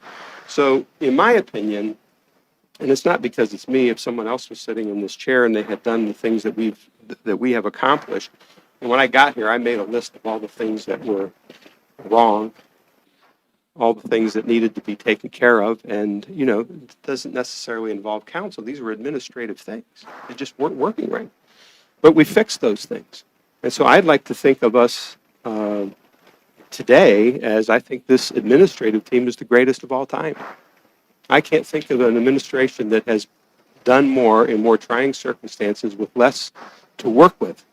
My God, if we had had the Hoover Company and this, focus that we have and these abilities and these resources, where we could be with all that cash cow over there, but we don't have it. So here we are. I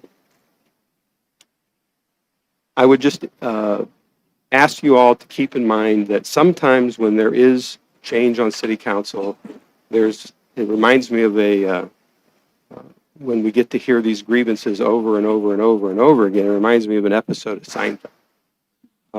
The Christmas episode, the Festivus, when Mr. Costanza gets out the poll and it says, Festivus for the rest of us, and now is the time for the airing of the grievances.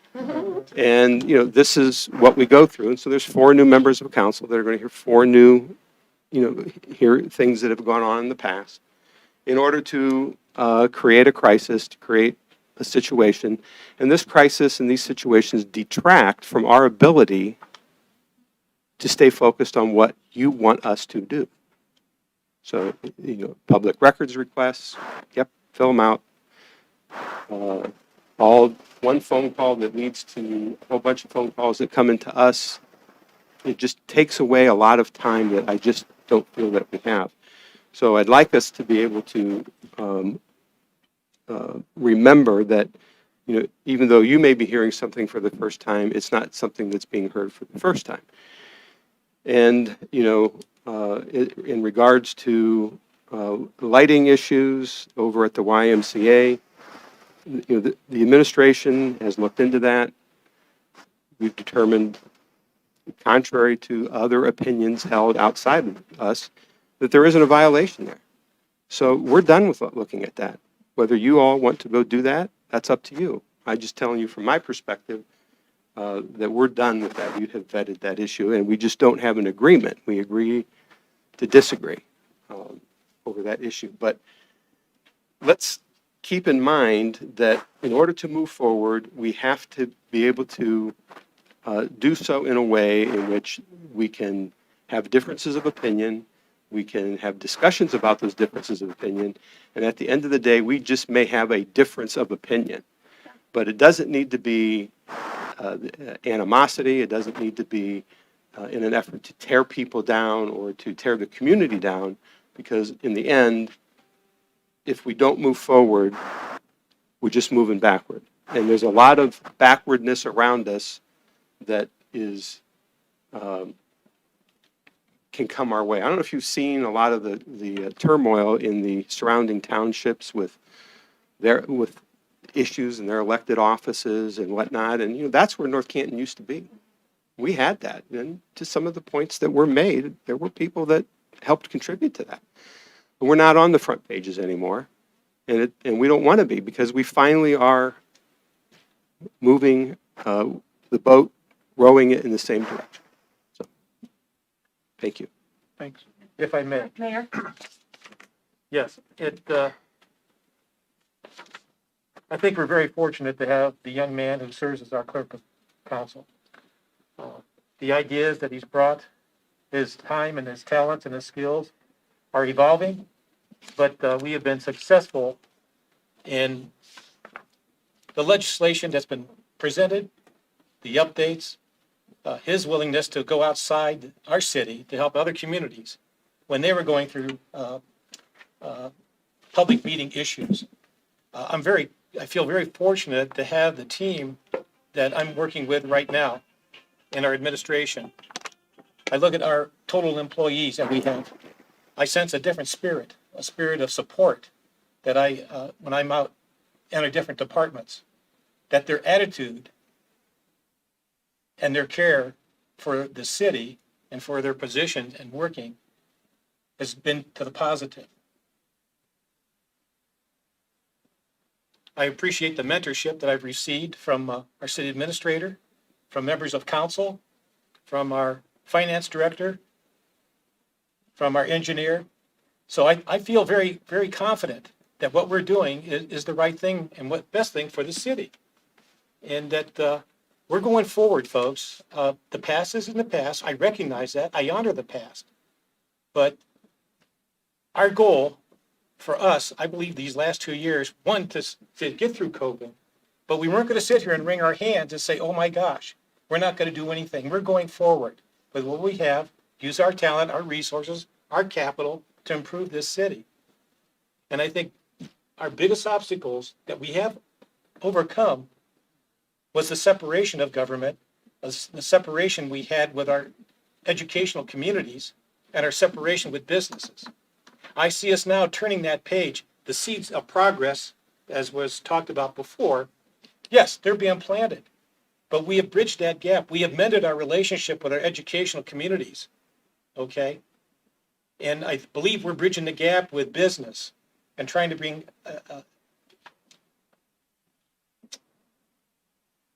that economy that we've been missing for so many years. And it doesn't take, it's all of us working together on this. And I just, we're looking for achievements this year, not just results, but achievements. And it's been hard these last 2 years to get to this point where I believe we're going to see those achievements come through. And people will see that progress is going on. Buildings are going to be going up. Steel will be going up. So, it takes time. And I'm finding that out, that it's a little different from being in law enforcement. You call us, we take action, okay? And legally, morally, and ethically. But in working with government and businesses, there's a lot of meetings that goes on and discussions, and you've all been part of these things. So I understand that we're going to have disagreements, and I get that.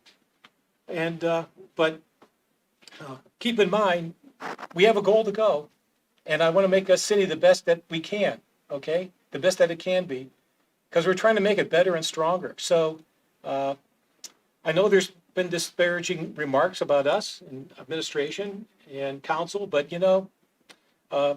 we can agree to disagree. I know that might be very trite, but no matter what, we're going forward, folks, okay? We're going to do it together and working together. and we'll work with our community and our city, through our relationships with in our community. So, my 2 cents for this evening. And again, I understand our citizens are free to come up and make their statements known, but I also believe that we can do that respectfully and tactfully. So thank you for the time, Madam Vice President. Real quick, being a new councilman here, I've lived in the city 36 years. I've seen some good times, I've seen some bad times. One word we don't use enough is respect. Respect is, you have to respect each other. Chuck, I love a lot what you say. I hate a lot what you say. It would be nice for you to come up and say positive things. We need people like you to be the watchdog of the city. As I knocked on over 900 doors when I was running for election, I heard a lot of things. Ben, I go to Ben. I consider you're younger, but you're a mentor. I can learn from you. If I can't find it from him, I might call Daryl or what. We're here to learn, all right? The past is the past. The only thing we can learn from the past is just a few things. Maybe we don't want to make the same mistake 2 or 3 times. But I'm tired of hearing about the past. It's now and in the future. And I think with the new council, our administration is great. We'll get to that. It didn't take, in North Canton, you talk to people who live outside North Canton. I think they're jealous. They think our noses are up in the air and all of this. That's the past. They're jealous of what we have here. We have a community. And everyone in the community counts. Ben does a great job. That's all I can say. Chuck, I respect you. I respect some of your opinions. Others, it's like that. But what's wrong, some of the things that might be wrong with the country, whatever happened, we agree not to agree. There's nothing wrong with that. But that's all I have to say, but thank you. I just wanted to comment, as someone who was here when we hired Chuck, part of the old group. And when you kept saying I for one, Daryl, it's not I for one, it's I for all of us. And I know you just said that. I don't mean to put No, words, I know. my words in somebody I else's know mouth. that, I know that, but I wanted to step in and be like, no, count me in everything that you said, and especially regarding Ben. We took a really different approach, and I was on that hiring committee when we hired Ben. And we weren't looking at that because we knew we could get the expertise from people like Merrill and the people that do that for a living. And we wanted something different when we hired Mr. Young, and we've gotten it. And we are pleased with what he's done and enabled our city to do and move forward with. If we don't allow each of us to make mistakes or Ben to make mistakes, then we're never going to learn. And so if you want to come up and seriously talk about a numbering system, Chuck, we're onto so many bigger things. We don't care. And I hope people were listening to that, because if they think that that's seriously what the city, that's all they have, that's the issue, they're laughing. No one cares about the numbering system. If you want to talk about where I sit in a meeting, no one cares. They're just glad people are here to vote and move things forward. They're glad that we show up when there's COVID, when there's snow, when everybody else is shutting down tonight. We're here. You haven't asked any of those questions. And the funny thing is, Chuck, is you continue to ask about change, but if it's not the change that you want, such as new light poles at North Canton, which we're not coming to your house. There's no way I'm going upstairs into your bathroom to look at some light that I've looked at from the outside. I'm not coming. I've talked with administration and we're not coming to your house for that. So stop bringing that up. But if you don't think that the change is happening, it is. And you better get on board and get with our system, because we're making huge strides. And we're not going to talk about the numbering system or where people sit in council. We're all grown-ups, and we know where each other are, and we know when we leave a meeting. So please know that, and we will move forward with all the great things we're doing, from buying rock salt ahead of time, to making our streets clean, to making our personnel amazing, to amazing parks that people are talking about in the snow that they've never been on, to developments, to people wanting to work with us, to Patrick getting call after call about, are you developing this? Are you doing this? So make note of those great things that we're doing, and we're going to move this train with or without you. That's all I have to say.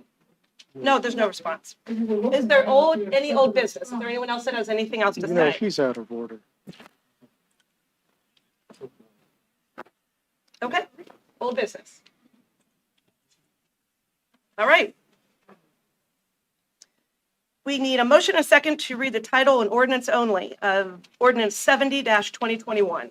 Revolt moves. Do we have a second? Second.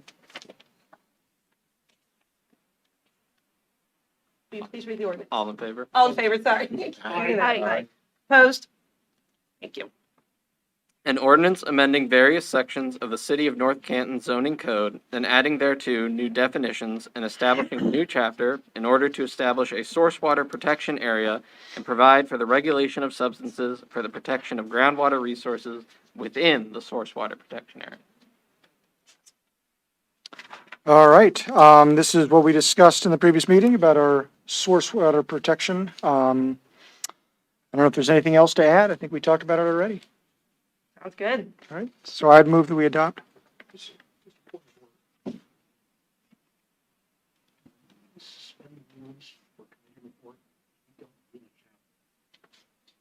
Discussed it. This did get voted out of committee. And so this got voted out of committee on December 13th, and Okay. then on December 20th, instead of adopting the first reading, we Mhm. postponed it Okay. until planning commission. Very good. Okay. Right. Then is there a motion to adopt? Second. Yes, sir, there is. Then I will revolt second. All right. All in favor? Aye. Opposed? Motion passes.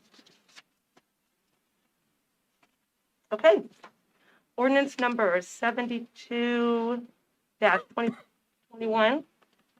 A motion and a second to read by title only, ordinance 72-2021. Revolt moves to read. Second. All in favor? Aye. Opposed? An ordinance amending Chapter 1136 Main Street Districts Regulations, specifically Section 1136.05 Schedule of Permitted Uses of the Codified Ordinances of the City of North Canton to change drive-through facilities to a conditional use in the Main Street South zoning district. Chairman Revolt. It's been discussed. Reasons for this reviewed within the hour. Are there any questions? If none, I move we adopt the first reading of ordinance 72-21. Second. All in favor? Aye. Opposed? Okay, motion passes. A motion and a second to read by title only, ordinance 01-2022. Revolt moves. Where in second? All in favor? Aye. Opposed? An ordinance amending Chapter 159, Records and Archives Commission, specifically Section 159.01, Commission created member of the Codified Ordinances of the City of North Canton to adjust the membership thereof. Who is talking about this one? Yeah, that's John. John, are you talking? Yeah. 8C,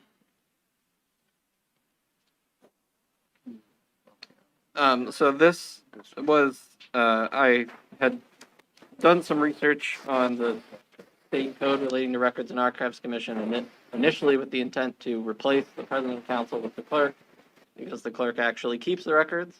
But in doing that research, I found that according to state code, the president isn't actually supposed to be on it in the first place.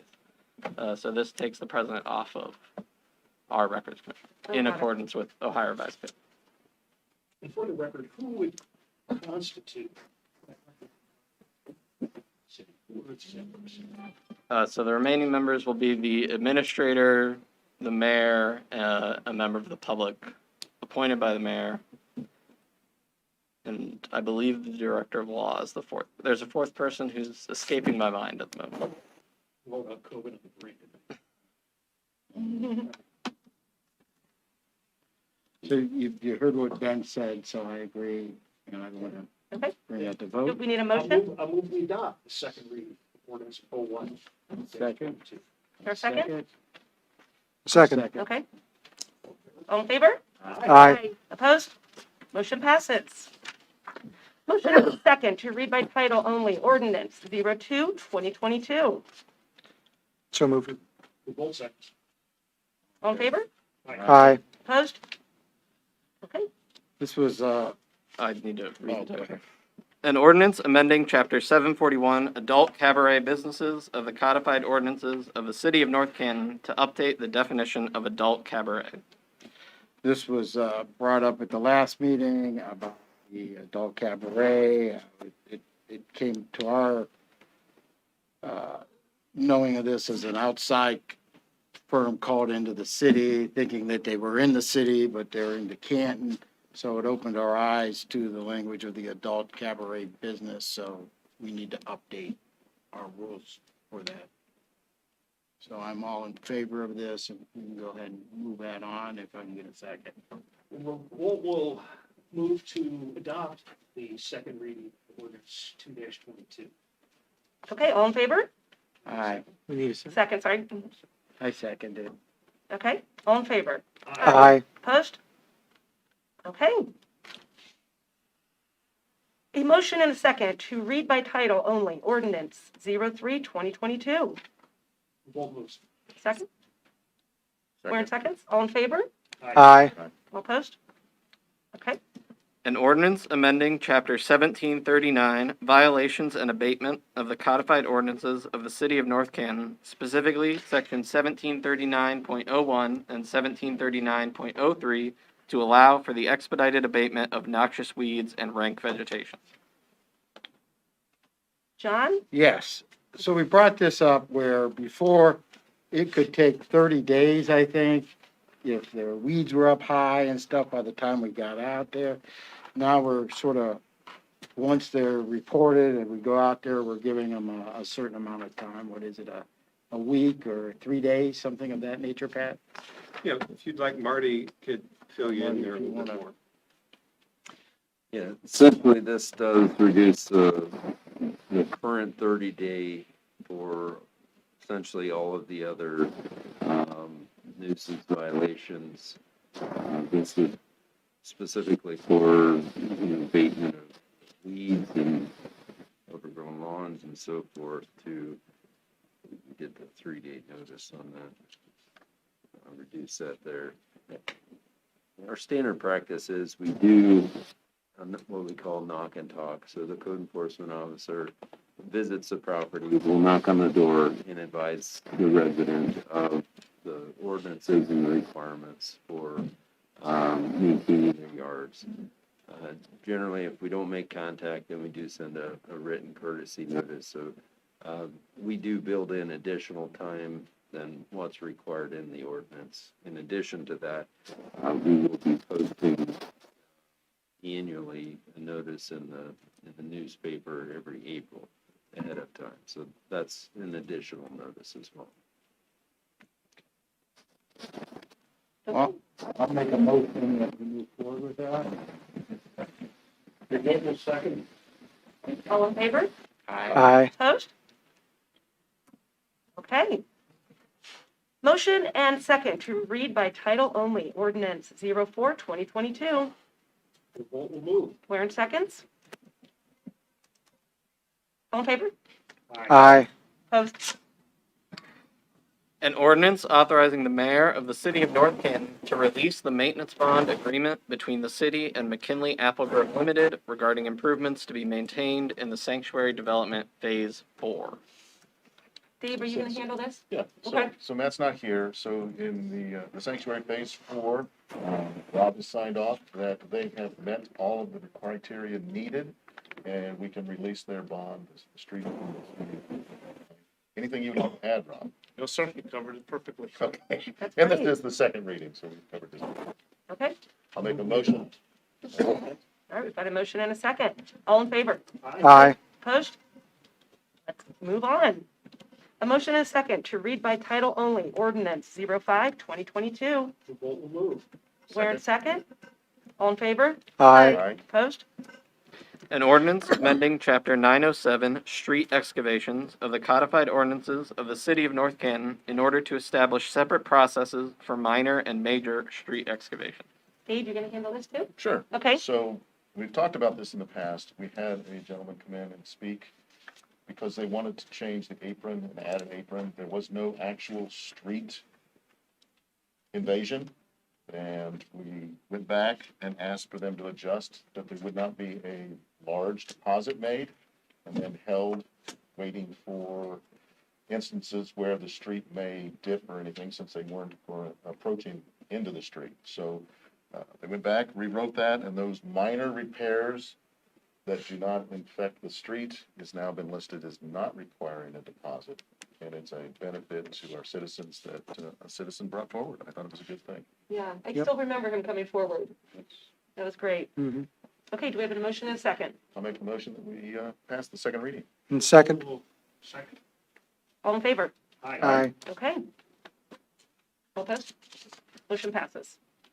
Okay, that ends our old business. Now on to new business. Council must at this time make appointments to the Charter Advisory Board. All right.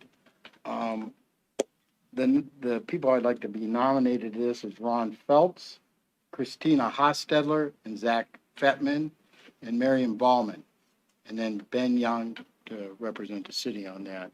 So, those are the four. Ron Phelps is, a retiree that lives in town. Christina Hostetler, is, lives here in town on Harmon, and then Zach Fettman is a doctor of pharmacology and is he's a resident here of North Canton. They own Davies Drugs. And then Marion Ballman, maybe Daryl, you might know her a little bit better than I do. I think we all know Mary. Absolutely. Indeed. Just by way of background, Miriam has participated in two of the charter review commissions spread out over a 10-year period. She is extraordinarily knowledgeable in the operations of the municipality and has, I think, relatively keen insight. And does anyone know Christina? Christine, yes. What does she do? She works for, she just switched jobs. She was at the the Inventors Hall of Fame. Okay. She works for an engineering firm Oh, great. up in Akron. Okay. And Ron Phelps, I think everyone knows Ron in town here. He was a custodian at the middle school who's helped out a lot on different things that I've been involved in. And each one of these prospective people all live in a different ward. And they go from ages 72 for Ron, and Zach is 26. That's great. So we have a lot of That's diversity. what I wanted to know. Oh, I don't know. Don't go there, huh? 29. But I think it'll be a great. That's great. Well, thanks, John. Thanks for working on that. It was one of your first roles. Appreciate that. Okay. Department reports. Deputy, We have to be. Oh, we have to I'll make make a a vote? motion to accept that. what do we need to do? It's been moved. Discussion may follow. Late. Sorry.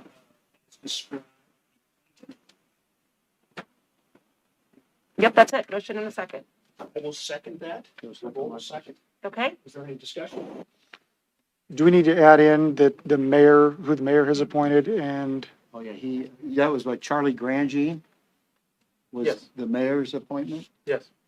Does that need to go in there, Ben? You can add. You do not have the power to say yes or no, but we can Oh. certainly state for the record that the mayor chose Charlie Right. Grangine and Gina Alabac as Mhm. his. Right. Got it. Okay, so all in favor? aye, Appointments. Oh. Okay, any opposed? Okay, motion passes. So we have our Charter Advisory Board, 4 residents and 1 employee. Thank you. Okay, on to department reports. Director of Administration. Deputy Director. Deputy Director, sorry. So I'll start with Park, we're buried under snow. So what can I say? There was a crew up from X-Turf to put the turf down. And so in the parking lot is the supplies, all the padding, all the infill and the big rolls of turf. They were from Memphis, Tennessee, and they got to see what Northeastern Ohio is like. So they got some of the padding down, they got the framing in, and then we just had to stop. So we're just watching the weather to let them know when they can come back. So speaking of snow, I think was it you, Mr. McLeister, was that your picture that I used then with the? It was, Did you get yes. that early in the morning? So And I it- posted out this picture of the trucks at the big That snow and was said, so good. they Oh my go out Yeah. so we can. And we got 150 positive Facebook comments. So I printed them, went down to the service garage and just threw them all over the lunch tables and said, read it. And they were Yeah. a little apprehensive. And what did they say? Are they complaining? I said, not one. No. Thank you, thank you. We appreciate you. Teach classes to other communities. So that was great. And just along the lines of that, everything that was said, Daryl, you mentioned cooperation and collaboration, and that's what we are now. That is not, like Patrick mentioned, when I started here, there were walls up. This is not your area, that's not your department, that is not my job. We have eradicated those words. We work together. We are all on one boat, we're all rowing in the same direction, and we don't have time for divisive comments. It's as simple as united we stand, people, and divided we fall. So we don't pay attention to divisive comments. We know we have the right people in place. With recruiting, one of the things that we have to do is attract top talent to this team. Attracted this one from City of Louisville. We've got the county's best engineer here. We've got Marty running the billing department. I mean, and Ben is top talent. Yeah. We attract top talent. And then the second part is retaining them. You attract them, you motivate them, you retain them. And that's what we're doing as a we call it the A team. And that even goes out into the operational areas. So talking about snow removal, it was all hands on deck. It wasn't just street department, it's sewer, it's water distribution. And they all worked together, I think, better than ever before. And because even in those areas, they used to be a little bit like, not my job, I'm not doing it. Nope, it's all hands on deck because bottom line is we have a mission for this city. We have a mission statement to be a city of choice in Northeastern Ohio, providing exceptional services to the businesses and to the community and residents we serve. And I think that is finally a culture that didn't exist here. It's like in just the blood of everyone who works here, and it's great to work here. And so that's all I wanted to say, and that's my report. Thank you. Thanks for doing. Okay, Director of Administration. No report. All righty. Mayor Weiler. Yes, thank you. Thank you very much. I think you're right about the culture change, and we've said, I think, quite a bit about the direction our city wants to be going. I just want to thank the council again for improving not only the Charter Advisory Board, but I want to thank all the volunteers or our citizens who have agreed to serve on our boards and commissions for this year. And some will term out at the end of the year, and some will continue on. But just a thank you to those volunteers that we've contacted over the years to serve on all our boards and commissions. And again, our street department, it's hard to tell someone that our streets aren't heated, but we do the best we can to keep them navigable. So, and for our safety forces that were out there during the harsh weather, again, thank them for responding to the emergency calls that we had in this kind of weather. So that's really all I have. Looking forward to, again, achievements this year. That's my goal, to work on those seeds of progress that we have going forward. And let's see some results. I'm very cognizant of that, what the public is looking for. And as much as I am, the achievements for our city. And I think you'll see those hopefully in 6 or 7 months come through. Thank you. Director of Finance. Thank you. I want to touch on just the year-end financial report, and Ben's going to pull that up on the screen. So if we just want to make a couple of points. So on page 2, we look at the income tax. That's kind of a really sporadic chart, and I know COVID has taken us in different directions. I did try to make some notes below the yellow that kind of define what the spikes in those graphs are.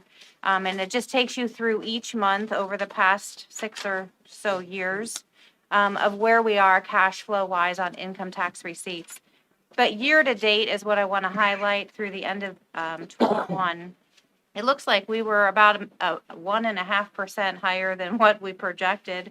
And one of the pieces I want to kind of pull out of there is the skewed year of 2020, because we were 10.7% up. And that was very rare for a lot of communities in this area, did not see that, but during a COVID year we did.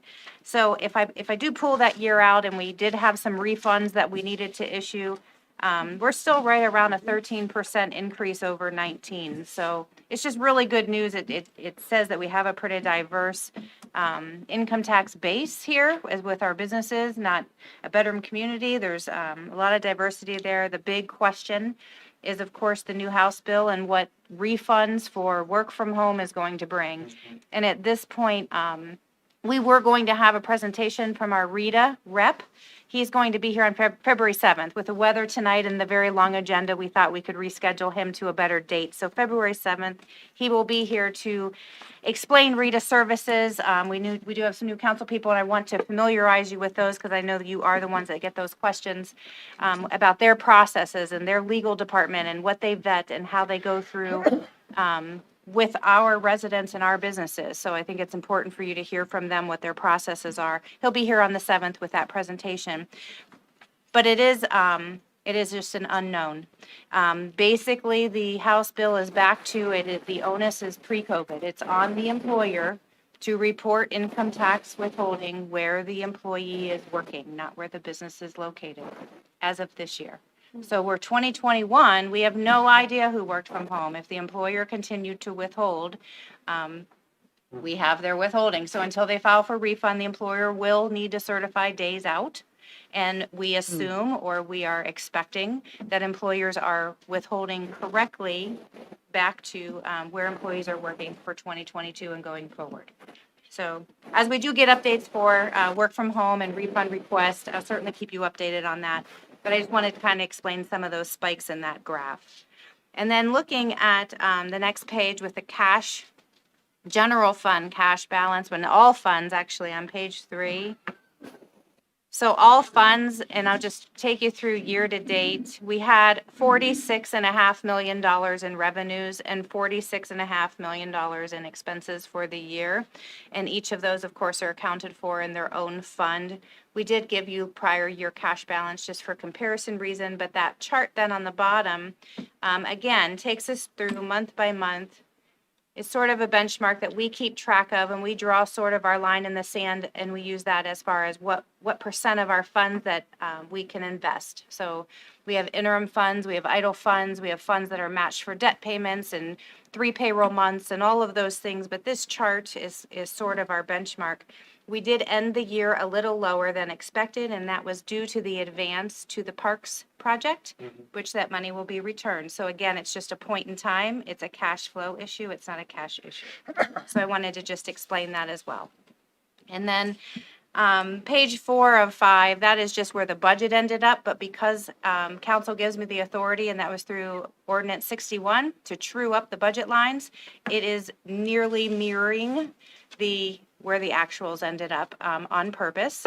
And that makes for a much cleaner audit. The only reason the budget would be a little higher is for encumbrances of things that we have ordered or services provided prior to year end that we didn't quite get the invoice for, so we carry that forward. And also for accrued wages, the pay periods are 2 weeks behind, so we carry forward enough budget to cover the accrued wages and benefits that are due in January for December. And then the very last page, I just wanted to touch on the bank reconciliation. So again, looking at that cash flow line, the 85% is the amount of monies that we have invested in our portfolio. Our current portfolio is an average yield of 1.54%. Don't get too excited about that, but we are pretty excited about it because we have a maturity duration of about 2.5 years, a little under 2.5 years. We can invest up to 5 years at a time, but with rates, we've been keeping that a little bit conservative.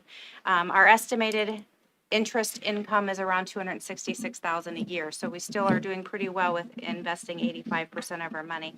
And then I wanted to remind everybody that we do, I know with this year-end report, I've also given council the quarterly report. So you have the revenue report, you have the expense report, you also have the checkbook for the last quarter.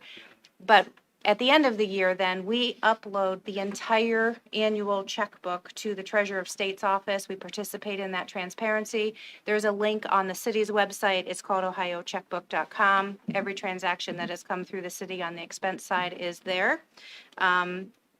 And then we also still utilize OpenGov, and that is where we begin with our budget cycle. But now that is integrated with our accounting system, and every week that we write checks or every day that we deposit money, overnight it's updated. So OpenGov is a transparency of there's reports out. It's not just the budget. There is the budget when you go to that. But then if you click on reports, there are monthly reports, there are year-to-date reports. You can drill down into those reports. So I just want to encourage you to use it. If you have any questions, of course, reach out and we can that.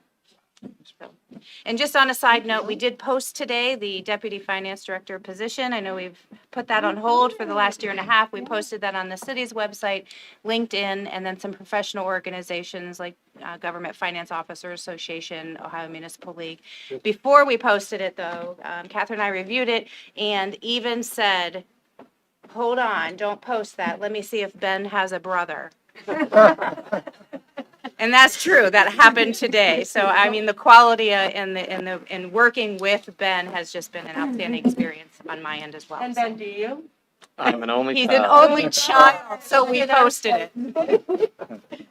So on that note, just always networking is the way you find people. So now that you know that, that's a succession plan. Deputy Finance Director, someone that would come in, work a few years, and Gina wants to go out and enjoy the benefits of Oprah and lots of years of public service. So keep that in mind. Let them know that position's open in North Canton.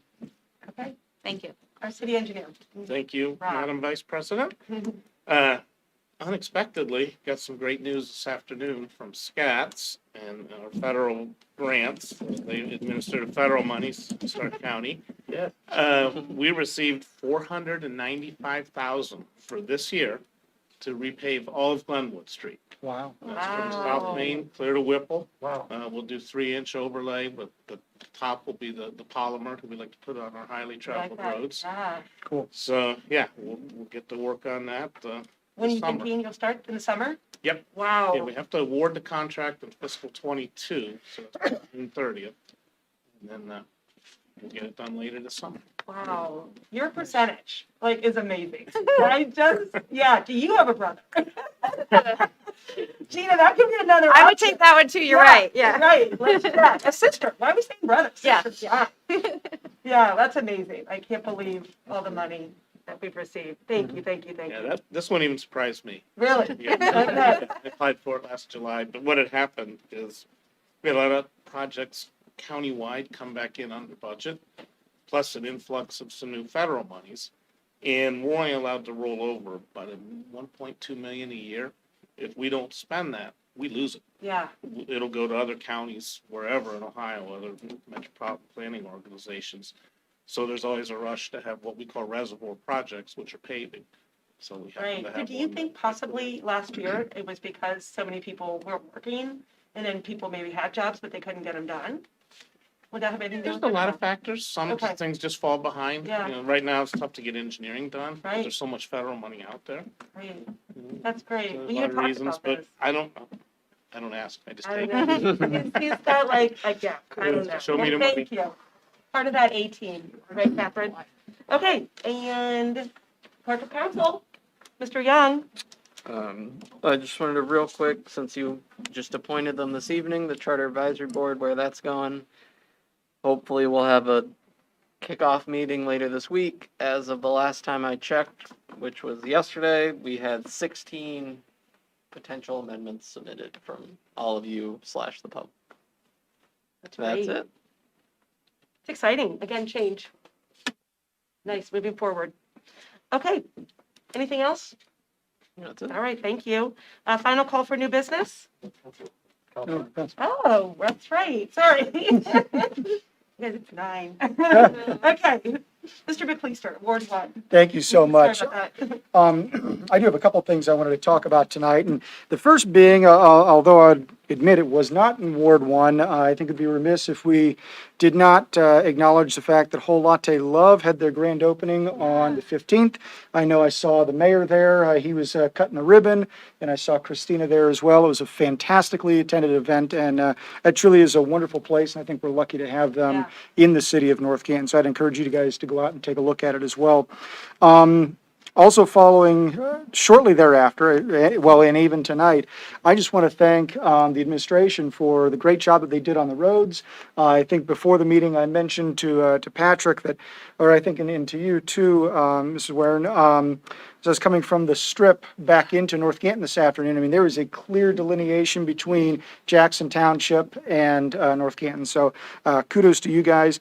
I also wanted to thank Patrick. We had a conversation the other day about, I talked with a resident who was complaining about some speeding actually on my street. And since the police chief's here, I want to definitely acknowledge that it was not a blue Mustang GT, so I can promise you that. So, but I just want to thank you for the conversation, Mr. Diorio.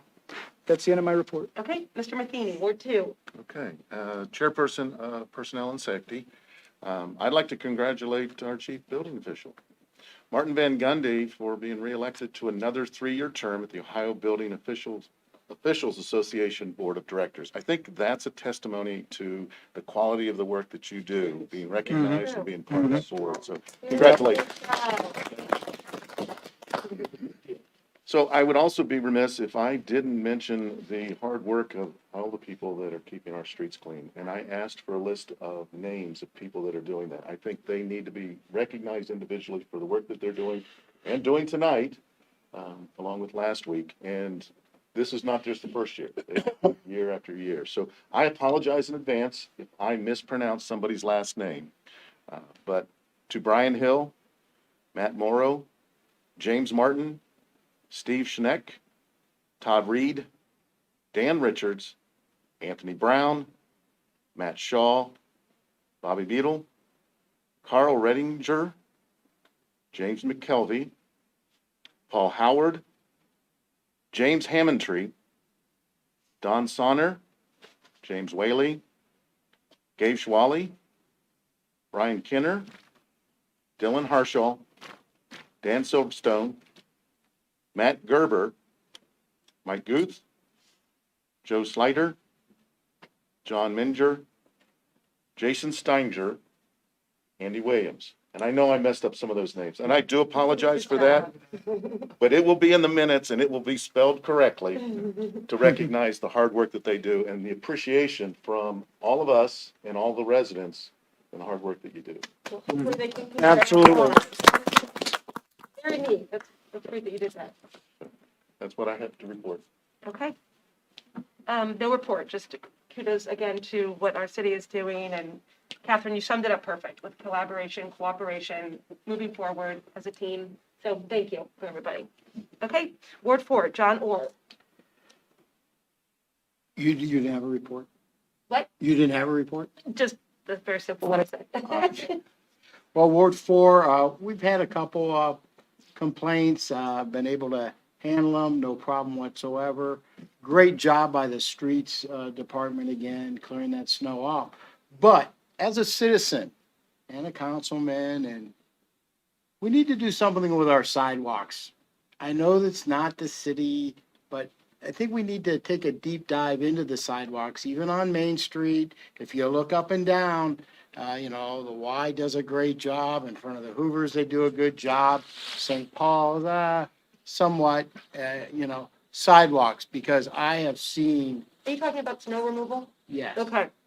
the snow removal I've seen a lot of kids having to walk on the streets because it's too much there. And it's a lot to ask, it is the business responsibility. We might have to take a look at a nuisance, just like weeds. You gotta get that snow out of there too for the kids to walk and stuff.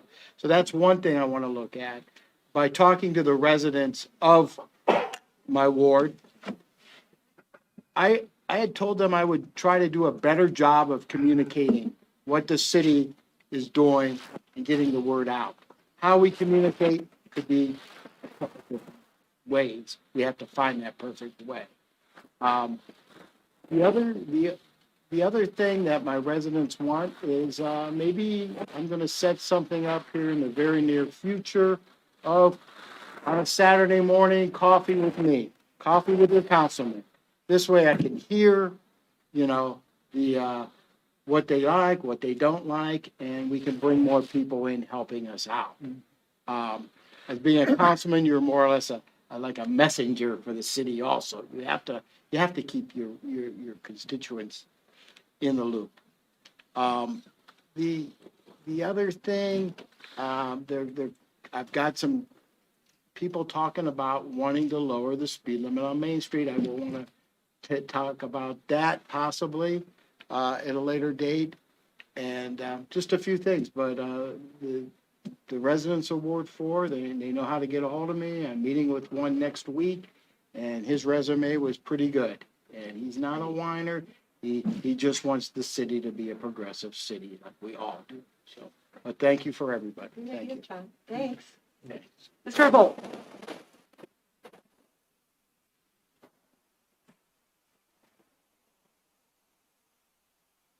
Tonight's meeting.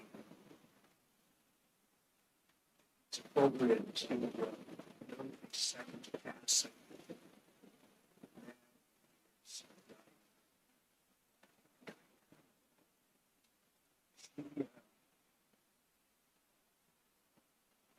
City should cover the council for close to 3 decades. We can come, I don't really kids. I think all of us who had the pleasure of being in the council chamber with her, we were immediately smitten by her soul, courteous demeanor, her sense of fairness, her high ethical standards, and her commitment to the truth. If you're sure anyone who remembers her that didn't know her, she certainly was no bushel. Because she was capable of end. We had the pleasure of reading about your trip that very week. But maybe we shouldn't look to the past. But in the past, I think we can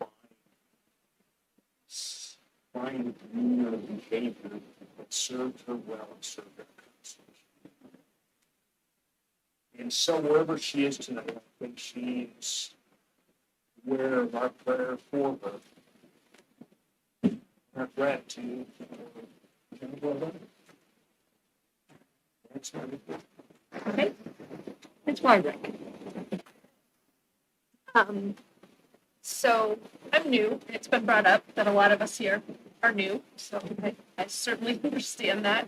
And I just would like to thank the administration and fellow council members who've been here longer than I have. Certainly, I don't feel like any of us are winging it, as may have been mentioned, but we're learning, and I'm so grateful to everyone who is helping us and talking me through what to expect at these meetings. And if you think we're not all showing up at city council or at city hall, walking over each other, trying to find our footing, we are. I show up and I run into John and I run into Dave, and we're all there trying to learn and do our best. So it's not easy, but we're up here and we're excited to be doing this work, and I'm just so proud to be at this table with these people. And then I just want to say one other thing too. I think one of the biggest issues that faces our city is the retention of young talent. We have these incredible schools. We have Walsh University, and we have a problem with people leaving. So I do just want to defend Ben Young here for a minute and say that we managed to keep him here. He graduated. He's brilliant. As John said, he's far younger than me, but he's a mentor. He helps me out in so many ways, like daily. And the fact that we have retained him, and then the fact that Matt, who's also young, Stroya, has stepped up and taken on this presidential role of this council, it's a big deal. It's a big responsibility, and again, not easy. But we're making improvements and we're streamlining, and I see it, and I just want you all to know that I support you and appreciate the work that you're doing, and I'm so glad that we have Ben and Matt. And then finally, just getting back to kind of my role here as chair of Parks, I did tour the Parks building on Maple, met with Ryan Hill and Steve Shank.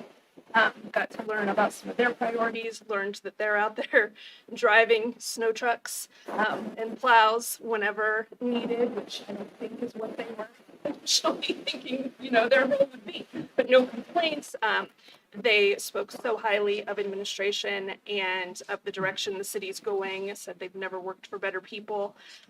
So it was really cool to talk with them and to get to see the work that they're doing in the wood shop. And, I've sat in meetings for Main Street Festival and the holiday tree lighting, and I always, Kelly Hart's always telling Steve Shank, like, you're gonna go and build this. I'm like, this is where you build it, all right. So just good people, and it was great to learn that, and I'm just, as I said, learning and looking forward to learning more. So that's all. Thank Awesome. you.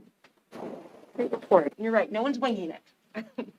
Not on purpose. Not on purpose, doing the best we can. Yeah. Okay, so we've covered everybody. I know Mr. Stroya has been online all night listening to us. I think he said he was eating popcorn now. So he's not taking advantage of the hearing, but he has popcorn. Okay, is there a final call for new business? Okay, so looking at our meetings calendar, I'd like to make a motion and have a second to add a council calendar, a city council meeting on Monday, February 7th, following the committee of the whole. As Patrick said, there were a couple things that we need to move forward. He needs some approvals, and so we need to add that extra meeting. So we're going to put that with the committee of the whole meeting on the 7th, if you all agree. Revolt will make a motion. Where, Sec, go ahead. Okay, And we adopt the meeting calendar as proposed. perfect. I'll second. Spelled out and give me the January 31st, and we really don't say. It says maybe added. Mr. Goldman on screen right now.